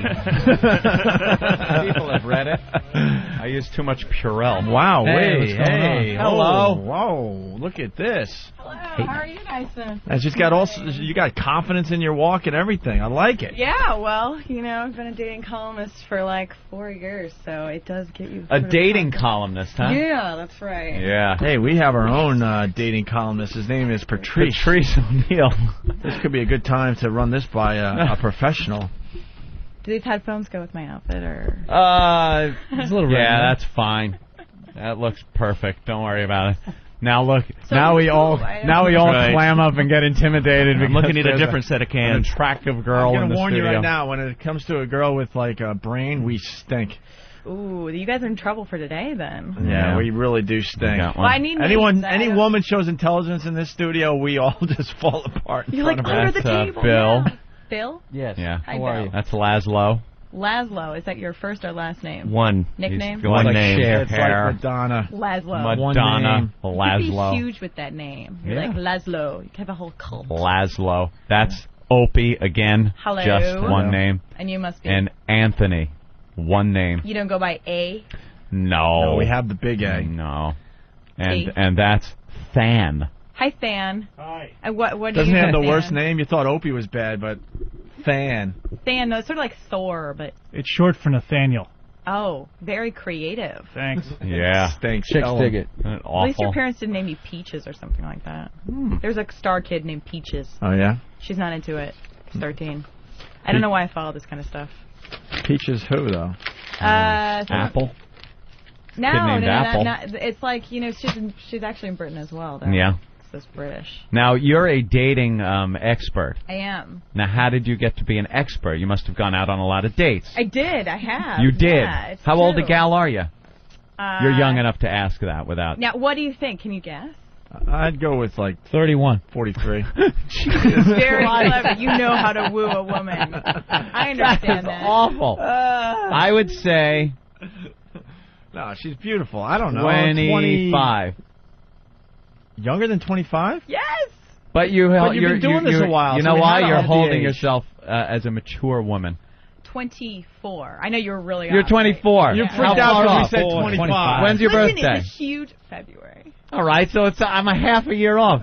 It's a very important half a year. Yeah, it is. But you've 24 been to doing this 25. for 5 years. Well, I started doing it in college. You know, I was at Georgetown. Oh, okay. And I started writing the column after I took a year off and I worked on Capitol Hill. And you know, the ratio of unattractive men to attractive women in D.C. is ridiculous. Really? I mean, if you're even remotely good looking, you can get any man there. So yeah. It was a... Wait, who's the boom ugly time. one then? The guys? Yeah, the guys were the ugly ones. But yeah. they got the power, right? Cause they do. Power's an aphrodisiac. Because it's politics. Now, what's the difference between being a dating expert and just a slut with a pen? Because you would think you would have to be with a lot of people to be an expert in the whole dating thing. I'm a big reader. I don't know. You know, I think actually the difference is that dating experts have methodologies, and sluts with pens just sort of go with it. Right. Probably with alcohol involved. Yeah. You know, I only involved alcohol when absolutely necessary. Did you ever bang a senator? Congressman, actually. A congressman. There's a big difference. Senators are really hard to bag, and they're quite. Is that when you hit expert status? Yeah, actually, that was. I said, check. You know, no, I dated a congressman for a while. Really? And, yeah, that was sort of. How old was he? I was 32. He was young. Oh. And he was single. Can you believe it? No. Any congressional sex, like in his actual office, or? No, never in his office. No. I'm not going to tell you where though. They're like, wow. oh my private God. subway Lincoln to the Monument. Yeah, you know, I think it's a little bit of a cliche, but I'm sure that there are some people out there who get off on that, you know. Yeah. I know there are people who love doing their office, but I've never done that. But you guys would love that How public about the sex, waiting right? room That's your outside thing. the office? Like, I've been outside his office before. And I used to work in a congressional office. Now, these are not the Yeah. same people, of course. Now, you write about all this for the magazine. Yeah, You write about your yeah. dating experiences. Yeah, I started out... How graphic does it get? Well, at my Catholic university, Georgetown, not very. It took me a lot of time to convince them that they should use the word sex. I said, listen, it's not, you know, we're not describing the act. They said, well, you know, you're not married. You shouldn't be having sex. And I said, yeah, you should tell that to the rest of the students here because they didn't get the memo. You should be having whoopee. Yeah. Well, actually, they asked me to say making out, you know, making love. Heavy petting. I love heavy petting. I was like, these frat guys are not making love. Let me tell you, you know. So that was in college. I was in college, and then So I started writing for COED, which is coedmagazine.com. You can check it out. Yeah. Now this has nothing to do with the Catholic religion, so you can be a little more graphic. Yeah, my picture's in COED. Where is it? No, I mean on the website, so our fans could, you know, check you out and. I don't know, and if it's not, whip out someone a over at batch. COED should. Here's my. I just thumbed past Jeffrey Ross's picture. What the hell happened there? Oh, there you are. Catholic schoolgirl outfit. There you are. Oh yeah, look at that. Yeah. Oh, How about that? Oh wait, we don't have to look at a picture of you. You're in studio. I am. I'm right here. See more cleavage there. right here. So now you start writing for a COED. I started writing for COED after I graduated from Georgetown, and COED is a new collegiate magazine that is at every college. It covers everything college, you know, the best stuff, frat parties. It profiles 4 schools in every issue, hot women, but it's technology, fashion, etc. It's written by a lot of college students. Now, can you get graphic in there? I just want to know how graphic. I just want to know how far it goes. Is it more about dating, or do you kind of get in depth on your sexual experience with the person you're with? Well, my last column was about cheating. Any of you guys ever cheated? Want to talk about it? Never. no. Oh, no. Why would you do that? I'm sitting at a table with a bunch of angels. I can just sense it. That's right. I don't believe any of you. Except for him. Everyone's cheated, please. Yeah. How about the walk Lazlow's cheated. The walk of shame. You ever write an article about the walk of shame? Yes. I love the walk of shame. Now, did you know that prior to this? That's my next column. Is it? The walk of shame. Really? The walk of shame is I'm an classic. expert. I'm an expert on the walk of shame. You're like missing a shoe. I do it like every morning, let me tell you. Really? Yeah. Almost every morning. You do the walk of shame yourself? Oh, yeah. Yeah. You should explain what the walk of shame is. Oh, the walk of shame. Let's see. If you get up early on a Sunday to go get bagels, you see a lot of people walking home. Oh, my God. You know, I was up. You get to see the best sights. Just Exactly. going to get the paper and some bagels. The walk of shame is happening Hair's all all around fucked you. up. Yeah. Right. No, I was up at holding up 7:30. one high heel shoe. You wonder where the other one is. No one dresses in a miniskirt on a Sunday morning unless they're coming from That's a little right. bit of a good time. It usually, Got in jizz college, in their hair. Big load in their head. Right, I'm not even all kidding, over their man. shirt. This is the worst. You want to see some horror shows? Get up early someday. Torn blouse, look of confusion. Right. Yeah. Bring a digital camera. And, It's you know. classic.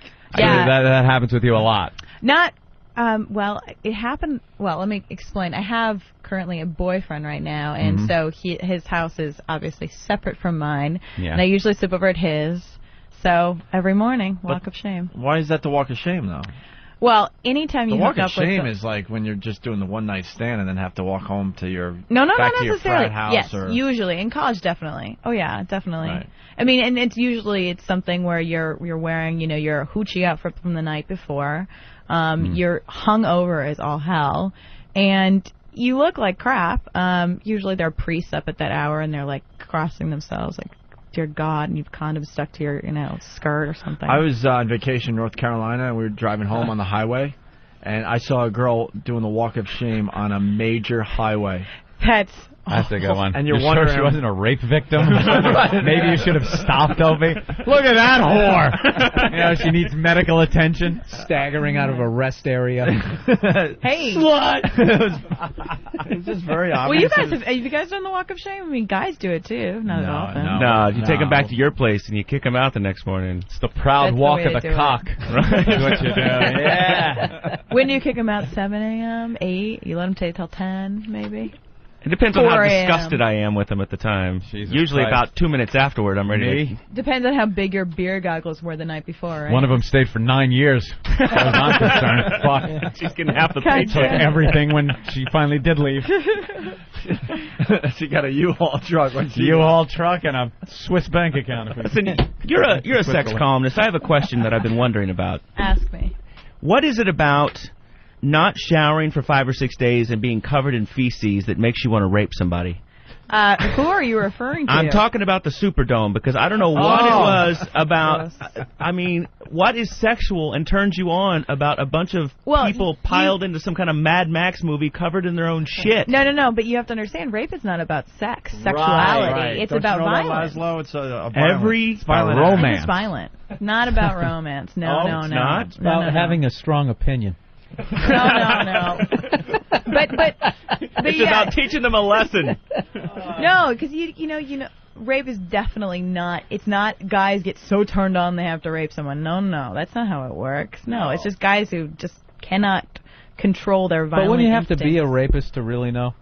I don't know, but I think they've done a lot of psychological studies on that. Yeah, but if you're a rapist, I mean, you're really going to be like answering these questions honestly. I mean, you're really just morally devoid of any sort of... I think lying isn't very bad. I'm not really sure how we got on this subject. How did we get here? I think when the world... Lazlow. I think when the world Lazlow wants to get serious. When the world is coming to an end, there's something in the evolutionary part of your brain that says it is time to start banging. Copulating. Because after 9/11, 9 months after 9/11, there was a ton of births. Because people are like, the world's ending. I think those are totally different things. I think that the Superdome was really more of an exercise in absolute desperation. I think it's just when you think the world's coming to an end, it's time to start banging. So, does that mean that you don't do that before, or how is your sex life right now? All right, here's a question we need answered. We got to ask you questions that everybody, all the guys in the audience, are going to need to know. That's right. How do you know when the guy is going to be able to fuck you?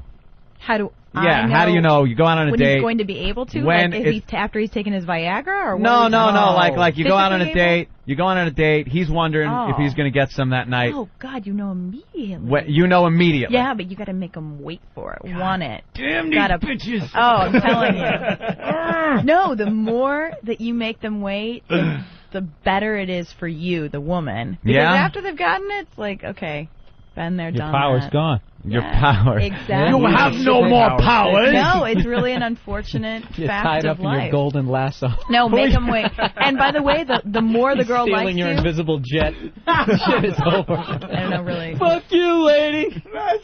That's not always true. I'm sure you've had a lot of dating experience. Aren't there guys that are, stand-up guys? They have the sex and then, hang out, still treat you well, still take care of you. I've dated a lot of things them. like that. But I'm telling you, it's better if you make them wait. It's just better for everyone. By the way, no, it's better not for everyone. There's one person that would say no, the guy that's waiting. No, but you know what? Guys do want you to make them wait. Unless they're thinking of you as a one-night stand. Yeah. You know something? You're speaking for rapists. You're speaking for men. You're not in any of these categories. Guys would want you to make them wait if they know there's going to be the payoff. The thing is, you don't know if there's going to be the payoff. But there's something very sweet about the anticipation. Yeah, all the movies and the dinners. I know, all the money that you have to pay out in the interim. Yeah, right. Exactly. Money's I know no how it works. object. Well, just ask Hawk. Where's Hawk? He knows. He just won $100,000. Big spender. He just won 100 G's. 100 large. 100 G's. He's going to be out on the town. You see him picking up some broads. Yeah. Well, we'll see. Let's ask him some broads here. What do you think of this guy right here? Here he comes. Hot. Look at him. How did you win $100,000? I'm not aware. Oh, very skillful. Oh, yeah? Very Poker? skillful. Yeah, poker. Selling your body on the streets? No, that's it. He no. mailed something into the Daily News. Like an old woman. Wow. Yeah, like an old washwoman. Actually, it was all old women and Eric that won. Yeah, old women and Eric won. He was So in a what lucky laundromat lady when he are you going to filled it take out? What are you going to do for your woman? Do you have a woman? Yeah. I do. Multiple women? No, just one. Just one woman? Just one. How long have you been with her? Several months now. Oh, and so what are you gonna get her? I don't know yet. Yeah, I'm she's gonna take gonna her shopping when she comes out here. Is she like a I say high maintenance in the best possible way. She like shopping, or what's her deal? No, she's very low maintenance, but when she comes in, I'm gonna take her shopping. Oh, where? That's really. She wants to go to Tiffany's, so. Oh yeah. Let me tell you nice. something about Tiffany's. Yeah. Good luck. That $100,000 can tell go you real Shit quick. there, I know. No, let me tell you, you will get a very good night of loving after that. His money's going to be done in a You're weekend. totally getting fucked. Don't go to Tiffany's. You can spend $100 on a whore and get the exact thing you want. That was the best. No, that is propaganda. God, that's when I wish this was television. That's when she goes, "You're gonna get a good night of loving for that." And then Bill's face is. He threw his arms up and looked around like, "What the fuck? What the?" That's that Oprah. That's that Oprah propaganda. Listen, Hawk is looking for love, not just This is sex. going to be. She's speaking for somebody else. I can tell. Right. A sweet face. The rapist. All right, Let's see. You want me to speak for you, Julia? No. Would you go out with him? Sure. Oh. Without the money? No. I'm just kidding. I'm just kidding. I'm kidding. No, if I didn't have a boyfriend, yeah. Oh, if I didn't have a boyfriend. That's a great excuse, isn't it? You wouldn't go out with him. Be honest. Not at all. He's a good guy I to would. cheat I, with, though. Why would you go out with him? Exactly. Because I think that you should give everyone a chance. He could be amazing in bed. That's Who bullshit. knows? Oh, come on. Jesus Nah. Christ. You heard $100,000 and your eyes poked. Nah, $100,000 is not going to impress me. Yeah, at this point. $100,000 is nothing. No, I'm really happy for you. I would love $100,000. So you want to donate. Why would you go out with him? Because I think it could be interesting. Why? He's a zero. Everyone. No, that's not nice. Liar, whore, you know it. Who's that guy? You guys just put that on every now and again? Yeah, no, you give everyone a chance. That's the problem with women right now, is they are too picky. You have to go out and see what the guy is like. You Women, could be a Casanova underneath his polo shirt. I'm calling Bravo Sierra. You would not go out with easy her. with the language, Opie. Bravo Sierra. You're just trying to be like nice. Well, and stuff. professionally, you'd go out on the radio. with him. On the radio. And then, professionally, and then she'd write about it, and words like dork and shit would be. I filling love up. dorks. I love them. Do you? Yeah. I don't go for the Brad Pitt type. I go for the No? Zach Braff type. Yeah. Really? No, you and I are out. Have a huge thing for him. Yeah. Dorks are easy prey. Look at the bitter Bill. You are just so like, easily manipulated. Do something. Listen, let me say. I gotta, I'm playing devil's advocate. Of course. He's trying. All I want is a guy who's going to talk string theory. Bill's to me in had bed. Bill's had some recent problems. That's all we're going to say right now. Okay. Recent problems. So he's a little bitter right now. What are you bitter about? I'm not bitter. It's not working correctly, or what? What isn't working? It was like, I think if you want somebody, fucking hack. It's not what you guys how you use it. I think if you want somebody that is going to speak string theory, maybe it's Stephen Hawking and not Hawk. Oh. Yeah, I'm not sure how. That's hot.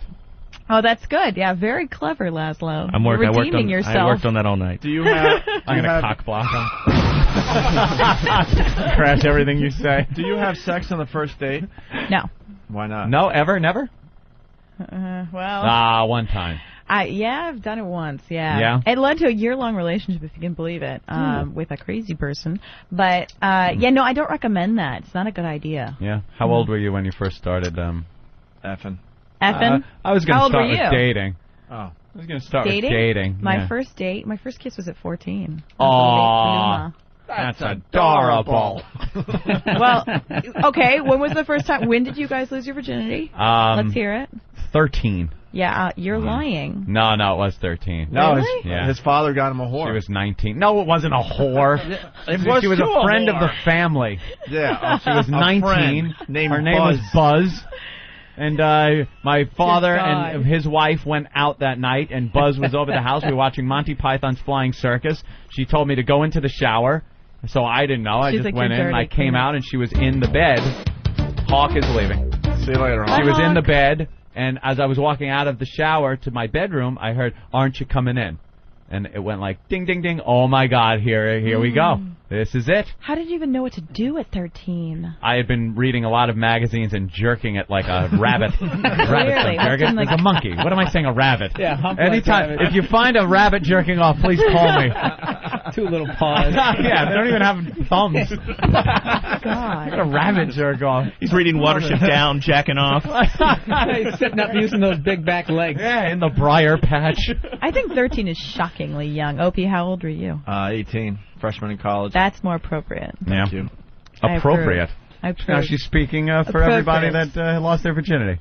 Yeah. Now, you think that's appropriate, though? I was inappropriate. It probably was inappropriate, You're a baby, but it was pretty good. I'd been jerking, though, for years. And it was for like, years. What, since you were 7? Well, no. You're like 8. Probably and a half. like 11.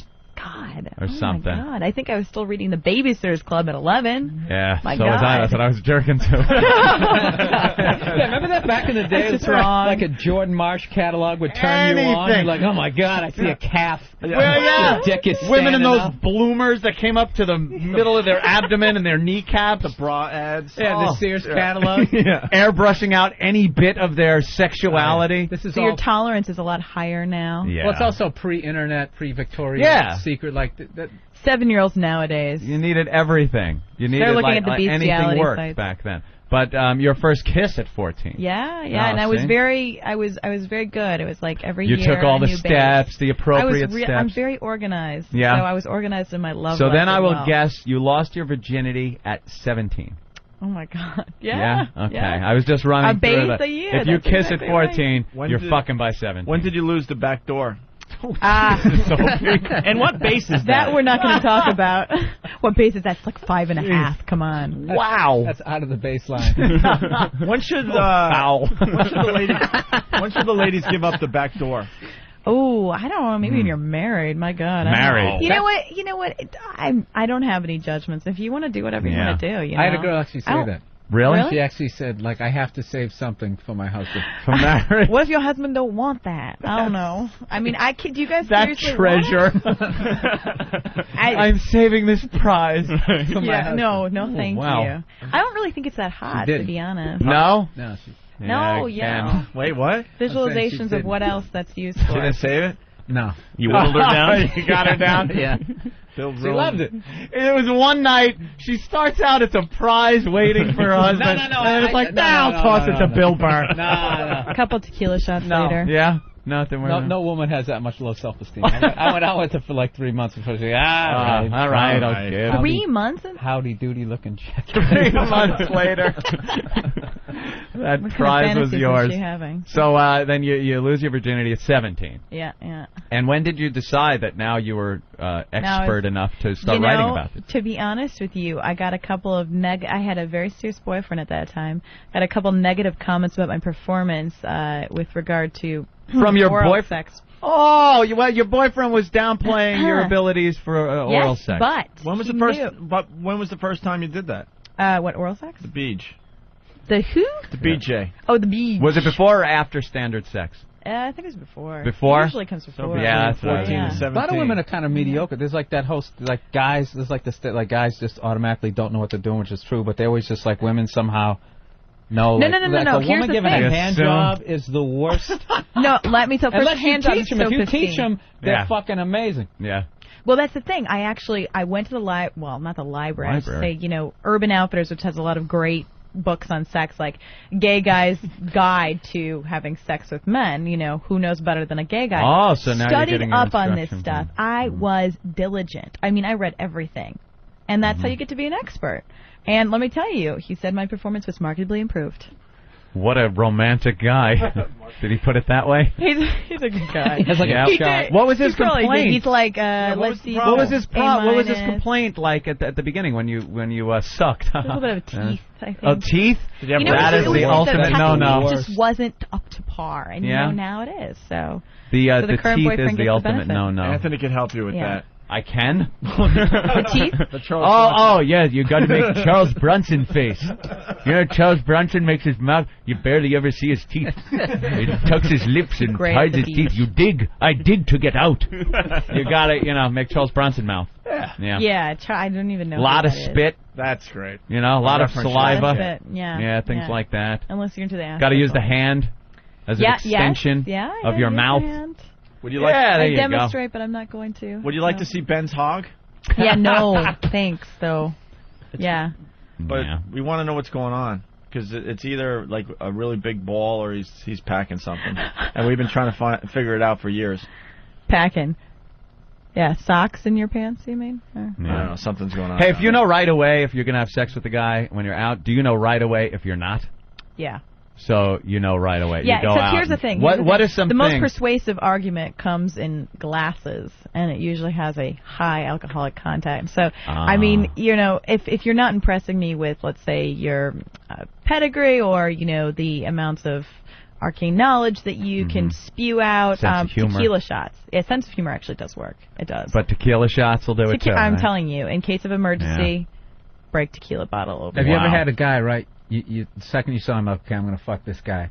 But then just during the date, he just so he screws it up. Oh, what an asshole. I think they can say, yeah, I'm going to fuck you, but there's this minefield that you have to walk and not step on anything. You know what, though? The primary thing for guys is, like, total confidence. But you don't want to be cocky, I dated a guy once who he was quite bright, but he knew it, and he's like, Princeton this, Princeton that, and I'm like, great, I know you're smart. Stop using such big words.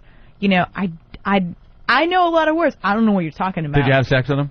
No. No? And I wanted to. And you were gonna. See, that guy's screwed it up. This is a good one to do in the middle of the dinner date. Take a cell phone call from your mom. Hang on a second, like still living at home. Oh, really? Over. That's bad. That is bad. Hey, when you coming home, honey?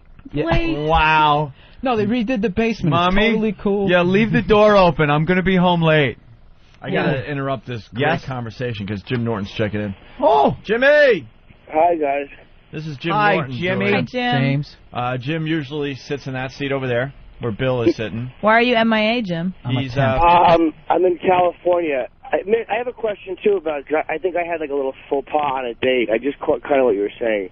Yeah. But is it bad if you're on a date and a girl found my condoms and she's like, what are these for? And I said, oh, they're going to save your life tonight. Believe me. Yeah, that... Somehow I'm not believing you actually said that. If you did, I have to... No, he said it. Oh, God. Jimmy's out in Hollywood filming a series for HBO. What series? It's called Lucky Louie. It's a sitcom, and I play a kind of a scumbag friend. A brand new sitcom. Scumbag. Obviously, that's a real departure from your true persona, huh? Oh. Yeah, I'm actually a really good guy in person. I didn't realize you guys were talking about sex, but I don't really want to interrupt the sex call. I apologize. Stop. No. So how did you apologize after she slapped you, huh? She didn't slap me. She just kind of freaked out a little bit, and I tried to, I kind of like looked at her and like, ha ha ha, You're like, it's not a really bad STD. It's just sort of, uncomfortable at times. Yeah, no. I honestly thought I had chlamydia recently. You remember I told you my whiz was burning for like a week? I'm not even kidding. And I didn't say it on the air because I didn't want to freak out any chicks that I banged out. But it turned out it was like some kind of an infection. But I thought it was chlamydia. Oh, dear God. Yeah, Jimmy's had... How do you get dates? What's that? He pays for them. The checkbook. Exactly. Yeah. You're like, don't worry about these scabs. That will go away. You asked him how he gets dates? There's a website called the Second Amendment. Yeah, there's a website called Craigslist. Actually, my roommates are from Craigslist. They're pretty high, let me tell you. I don't know, it might not be a bad place to go. You found your roommates on Craigslist? Yeah. They're really, really cute. One was a former runner-up for Miss California. The other looks like Paris Hilton. They're both blonde. I'm telling you. Come over to my place. Hot stuff. Well, Jimmy's not finding that type of caliber on Craigslist. He's getting ones with leg things. What did that woman have? Oh, it was kind of like gout. It was called leg something, where she had fat. Do you know what this business? Because the girl had something osis or. There's like water on the feet. She had like something which made her feet swell up because she was too fat. Only the best. Well, how do you like the chicks out in Hollywood? Much hotter, right? Yeah, they're the same. Their Adam's apples are hidden a little bit better. But that's about it. What you can do nowadays with modern surgery, right? Yeah. So no blondes that you're taking out? Because really you can't go to Hollywood and date a brunette. It's just wrong. No, I don't do particularly well here. What were you talking about? I'm sorry. I don't want to screw up. No, it's okay. Her name's Julia, and she does a sex column for COED magazine. That's right. Oh, really? Yeah, it's like some magazine. She goes out on dates and talks about the dating. Oh, that must be fascinating. How long has the column been going? Well, I started at Georgetown University 3 years ago. Right? Really? You're saying this like you know, but you don't. And then I just started at COED. Now, that was a fake laugh. That's good. I'm going to come after you. Then I started at COED a year ago, and I've been writing for them ever since. COEDmagazine.com. Check it out. Or you can check out my website, Julia Bogger. You have a website? I do. Julia Bogger, BAUGHER.com. Jesus. I never would have guessed that. That's a brutal name to try to remember. I would have been BAUGHER.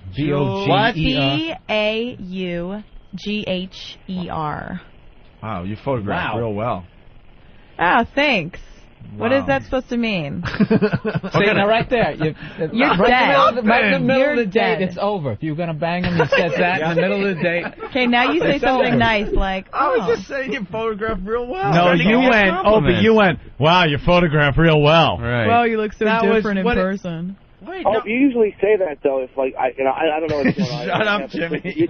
No, you usually say that, like, if somebody is kind of piggish in person, but really attractive in the picture, you'll usually say that they photograph well. We can't even play that game. Is that the only picture you have on there? Yeah, so far. You got to put more pictures up. Oh, wow, Jimmy's asking a question, ma'am. Jimmy, I'm sorry. I apologize, miss. I wasn't trying to be disrespectful. Are you very attractive? You guys, I don't know. You don't dance them, are you? Very attractive girl. She's like a 6.5. Oh, that's cool. That's it. Never coming back here. Oh, 2. -2 for you. Personality, -8. Opie. She's fine, Jimmy.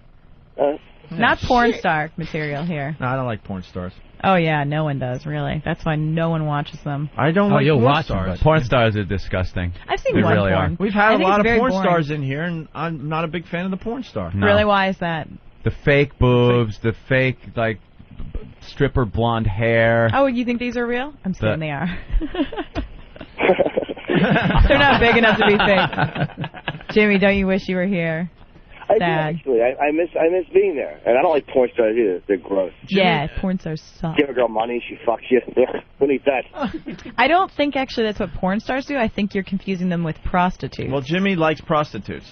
Oh. Let me tell you, his hobby. If I were an investment banker in this city, and I was very busy, and I just needed a GFE, girlfriend experience, I'd go for the escorts, Yeah. Makes That's sense. what Jimmy does. I'm not sure I'd have sex with them. It's a little bit dangerous, but... What, just hang out and, Do you have, abbreviations like that in your columns? Like when people read it after a while, like GFE? Yeah, I mean, I advocated for a long time something called dating with a lowercase d, which means you're not just hooking up with a guy, but you're actually, going out with him, getting him to spend money on you, that kind of thing. Take you to Tiffany's before you... Why do you call it with a lowercase d? I'm sorry. That's horseshit. Because you're not married. Like a lot of people in college, they're either hooking up or they feel like they're in this exclusive relationship. I'm not, the biggest advocate of exclusive relationships in college. I don't think it's necessarily a great idea. So that's why there's a lowercase d, Jimmy. Lowercase d. Well, the thing is, you're not kind of committed? You're not committed, yeah. People are really obsessed with commitment in college. It's too young to be obsessed. Jimmy dates with a capital AIDS. That's right. Or after I blast her with something, I apologize with a lowercase a. Yeah, I apologize with what exactly? Jimmy's a little different than you and I. Oh, yeah? How so? Short? I want to ask him. I want to ask him what he's into. Jimmy, what are you into? I'm actually not into anything. Trannies? Really, no. I mean, no. Well, a little bit. No, not at all. I'm actually not into anything particularly crazy. No? No. Liar. Logs. It's always the one that looks... Oh, God. Dear God. Yeah. Did you hear him? The ones that look the most innocent, I think, that are really the worst. He doesn't really look innocent. No. There are times when he has women over that he has to put down a tarp on his bathroom floor, is what he is into sometimes. Somehow I don't believe that. I've actually never met anyone who's been into that, but maybe I just stay really clean. You just did. Set you up. We got your column for January. You're there. Yeah. Logs. Yeah, no. My mother edits my column, so I don't really think, Your mother edits your column? Yeah. She was a former speechwriter for Nixon, and she edits my columns. Yeah. How did she go from Nixon to a column about sucking cock? That's just wrong. Thank God she doesn't have XM. Me and Kissinger were in the Oval Office. He pulled his pants down. He had a lovely clipped Jewish cock. Yeah, not sure that ever happened. I put peanut butter on my balls so checkers can lick it off. Yeah, this is of course before Monica. Right. Yeah, no, she's a great editor. Yeah, my father's a little more conservative. Does she know Ben Stein? She does. Because he was the speechwriter also. Yeah, he was one of.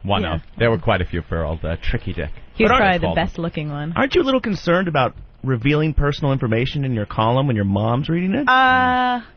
Yes, but you know what? I'm concerned for about 2 minutes, and then I get over it. She ever been shocked by something she read in there? Called you up and said, "What the fuck?" She's a little confused about booty call. She was like, "What is a booty call?" Really? That's pretty tame, though. That was pretty tame. Yeah. How'd you explain it? I believe in openness, and I told her. I told her before. Shut up, Jimmy. How did I explain booty call? You mean? Yeah. Well, because it's very awkward. Like if you got to us talking is one thing, but when you got to talk to your mom, that must have been crazy. It's definitely opened up our relationship. That's for sure. Yeah, I said, Mom, it's sometimes late at night. Women and men, mostly men, but sometimes women.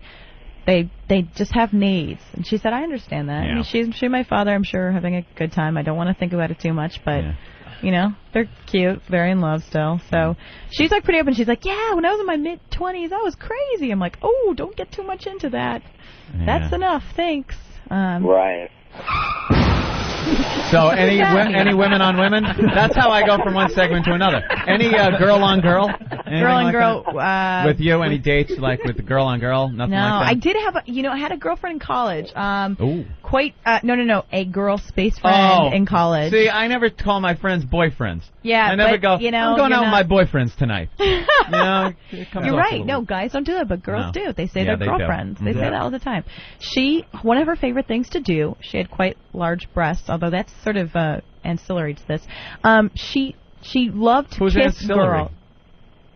Is she No. Her name. Your mother's sister? No. This girl. Oh, ancillary. I get you. Her name was Abby, or still is, I guess, and she loved to kiss girls to get guys' attention. Not like it worked in front of but only in front of other guys. It wasn't like she would kiss you, when she's at home. And she wasn't gay. It was the attention thing. It was sort of hot, So she used to kiss all of our girlfriends. What was that noise that stopped finally? I don't know. That was Jimmy going away. Yeah, Jimmy had to get back to the set. We're going to go to the phones in a second, though. Oh, damn it. You want to take some phone calls from our listeners? Yeah, definitely. Absolutely. All right, let's see. Wow. Let's go. You guys have run out of dating questions? Yeah, I'm trying to get some good ones here. We got Steve from Yellowstone. Steve from Yellowstone, you're on with Julia. Julia. Hi, Steve. She writes a column for COED magazine, Steve. Hi, Julia. How are you? Good. I've just been running into a problem where I've been seeing this girl, and she's saying that I'm too neat, and I speak too well, and that I'm too cozy, and I'm not too sure what to do. She thinks I might be gay, although I'm not gay. I just have certain mannerisms that are very, very homoerotic. I understand. I understand your problem. You're from New York, I'm guessing. I'm from Yellowstone. Okay, well. Ramon! Pay attention. Oh, well, yes, I have no idea what that meant. But bring me a woman who sucks cock and shuts up. Wow. Who is this Definitely guy? Homoerotic. Let me tell you this, though. We get listeners. We want serious questions only. And fuck this girl with a stick. Ew. What is going on in Yellowstone? I don't know. Maybe he's a little bored or something. I don't know. Listen, lay off the booze in the morning, man. Exactly. Coffee with booze does not, man. Shut this horror up. Maybe That's enough. We gotta get rid Guy of is this really for you. frightening. Sounds like he had too much. Angry. Sorry, Julia. Sounds like he had too much honey in his tea. Exactly. Do you come across many angry guys? Yeah. Like this? You know what? Is that? I wrote an article about ugly men dating attractive women, which happens all the time in this unfortunate society we live in. And a guy wrote me this angry email. He's like, "Listen, that's true, but you know, I think that you shouldn't harsh on guys with game." He said, "Guys only need game; they don't need attractiveness, and you're not even that hot." Harsh on guys? Yeah, harsh. Yeah, apparently that's like an 80s word or something that he's reviving. All right. All right, let's go to the So, phone. yeah, there are angry guys out there. Angry guys. This guy's one of them. Let's say hi to Andrew in Brooklyn. Andrew! Hey, O&A, Bill, Ho, how you doing? Sorry, did you call me a hoe? No, I have a question. I'm dating a girl right now, right? Okay. And she doesn't quite understand that it's my house, my rules. You can either have a doggy style or on your back. Liar, whore! Is that, do you guys usually... Jesus. Are there any serious callers? This happens so often. Wait, I've seen when something, we, please make her cry. Where? It's just weird. Did you guys Polo ever see from New York. That's says, weird. Please Tuesday. make- Something about Tuesday. Like, I don't know. Well, here's a Weird good around. question from Vern. Crazy. Vern? Yeah. Go ahead, Vern. I had a question for her. How come when you see a girl and you get to know her and then you get shoved off into what we call the friendship or the big brother zone? Oh, very good Thank you for question. acting. What am I saying? Axing. Is it Vern? Vern? Was that Vern? Yeah, it's Vern. That's a great question. You know what? I think it's because of your confidence or lack of. If you act like you are a sex god, she will not shove you off into the friend zone. It does not matter what you look like. Check out this book called The Game by Neil Strauss. I'm telling you, if you want game, read this book, copy what he's doing. Anyone can get any girl with this book. I'm telling you. Did you check that out from Urban Outfitters? Yeah, all right, good. No, actually, it's like Barnes & Noble. I don't know. You said the library. I mean Urban Outfitters earlier. Yeah, you're right. Lazlow's back with his clever comments. Well, yeah, Lazlow. I'm just kidding. Laszlo, let her be, man. She's doing a great job for us today. No, I'm serious though, because a lot of guys get shoved off into this just friends thing, and they think there's something wrong with them. There's nothing. They just aren't having enough confidence. They don't have, the moves. You got to pull it out. All right, let's say. Yeah, no, that's not going to Take work. it out. I'm That will telling get you arrested. Hey, we're going to go to a... Be surprised. Yeah, they'll be surprised, all right. We're going to go to a college town. That's not work for anybody else. College town. You just hit that awkward moment. Fuck it, I'm taking it out. When have you ever done that? You talk a a big lot. game. I'm not feeling it. Okay, I mean, but they don't have to believe me. I mean, I'm really not trying to convince you. Yeah, Bill. Yeah. This is the guy that went from I'm saving it for my future husband to backdoor action 3 months. He's got some game, and if he felt No, 3 months. 3 months is not game. I don't have game. No? I know guys Pulling it out is game. Yeah, that's game. That's a risky move. But I stole that. I stole that from Bobby Kelly. Yeah? I was living with the time. He goes, dude, you pull it out. He goes, it's like you hypnotized. Well, Jay Moore calls it, what are we going to do about this? Yeah. He said he would sit in a car with a girl and they're talking, and when he gets impatient, he just pulls his dick out and looks at her and goes, what are we going to do about this? I sincerely hope the next time he does that, she has the guts to call Richard Johnson and report it, because that is just, nasty. Isn't that funny? It's Dick Johnson? 40% success Richard rate. Johnson. All right, well, let's go to a college town, Boston. Opie's like, yes. Well, I'm trying to Yeah, into thank you. some real Opie, shit here. please. No thank guy you. ever did that. I'm the only... You're just sitting on the couch and all of a sudden... Whip out your not junk? going to go into that. You know Opie. You just pulled it I'm out? trying to help you out. All right, Thank let's you. go to Boston and say hi to Ben. Ben in Boston. Ben in Boston. Hi, Hello? Ben. Hello? Ben. You're on the air. Ben, you're on with Julia. I've been seeing this girl, and she keeps, laughing and stuff because my hockey's so big. Yeah, that's hilarious. You talk with Tom Brady. Tom Brady. I swear to God, your collars are all in crack. Ramon, this bit is tired, but he doesn't care. Ramon. Or they're the same color Steve? over and over This and is over. Steve from Yellowstone again. What? Steve. You guys have the What worst happened? Yeah, screener in the it's the history of the intern. world. Our screener stinks. Who's the intern? I'm going to come after you. It's Pull Danny, that. and he's terrible at Dead. screening calls. Danny, you suck. Get your ass in here. You can't tell Steve from Yellowstone. This guy sucks. I knew the second I heard it was Ben from Boston, I knew it was going to be Steve from Yellowstone. How did you know? All right, Ben. Because I heard his voice. Ben? I heard his voice. Sucks. Thank you, Ben. Let's get someone real. Now, come on, guys. Yeah, let's go to Sean. We got a great opportunity to learn a little something Sean? Yeah. Hey. What's going on? Hi, Sean. Hey, you got to have this girl on every week. I don't know about There you that. go. Thanks, Sean. Because you found the perfect hole ever on radio. Wow. What is with the whole thing? The whole. It's like... She's an intelligent woman. Thank you. She's an expert, and her mom edits her column. Right. Calm down. Maybe we should edit this show. Maybe we should have our moms here, Opie. Yeah, what would to your edit mom this say if they show. were here? Exactly. What would they say? She'd say, "Thank you for the checks you send me." Do your moms listen to the show? Do any of your moms listen to this show? No. Are they frightened? Are you like, I'm not buying you a radio? My mom turns it off while she's driving, she says. My mom turned off the show when we were doing the fart game recently. Yeah. Really? She's like, that's Well, very she should. inappropriate, Opie. Yeah. I trained you better than that.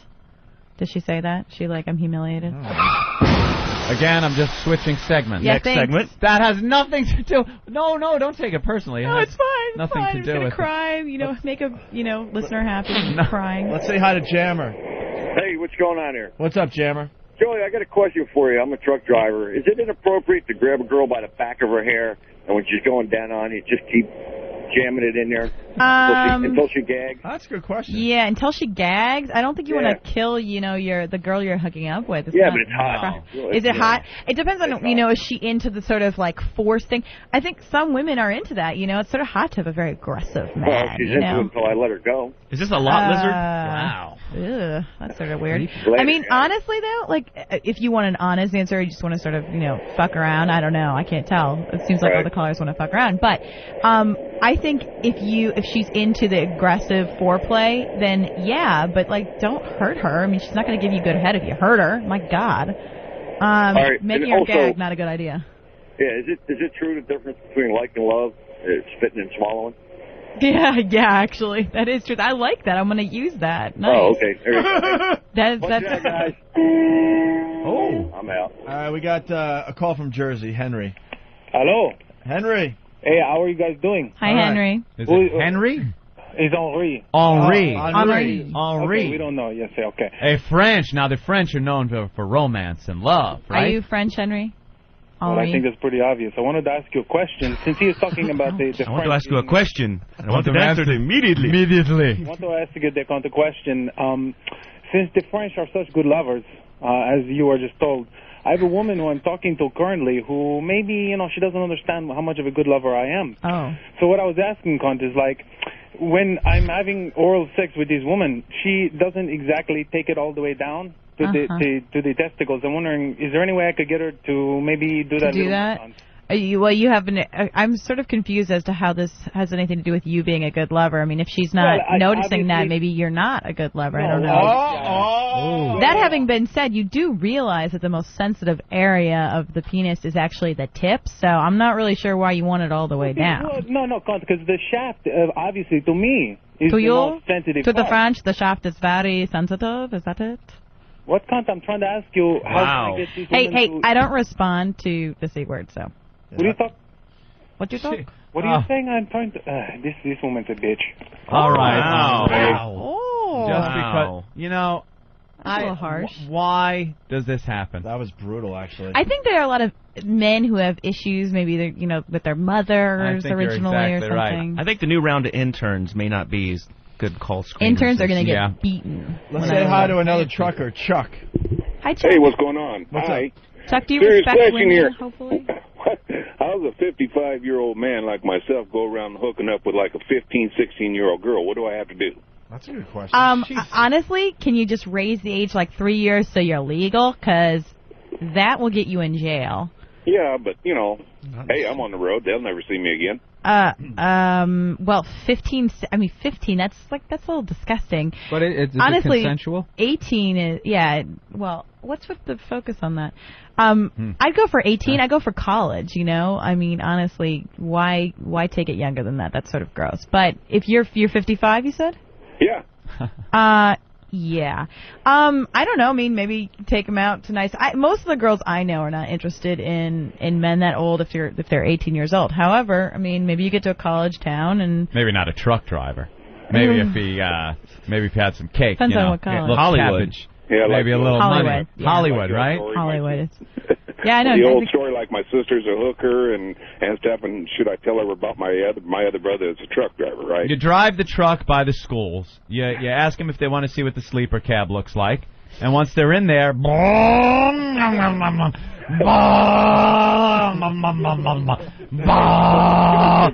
it's over, Johnny. All the ones in here and all heroin. That's my advice. I throw it out there. Let's see what sticks. Hey, why don't we get a call from a lady? That could help us out here today, right? Wow. The men have let us down today. Amy! Hey. What you want to do?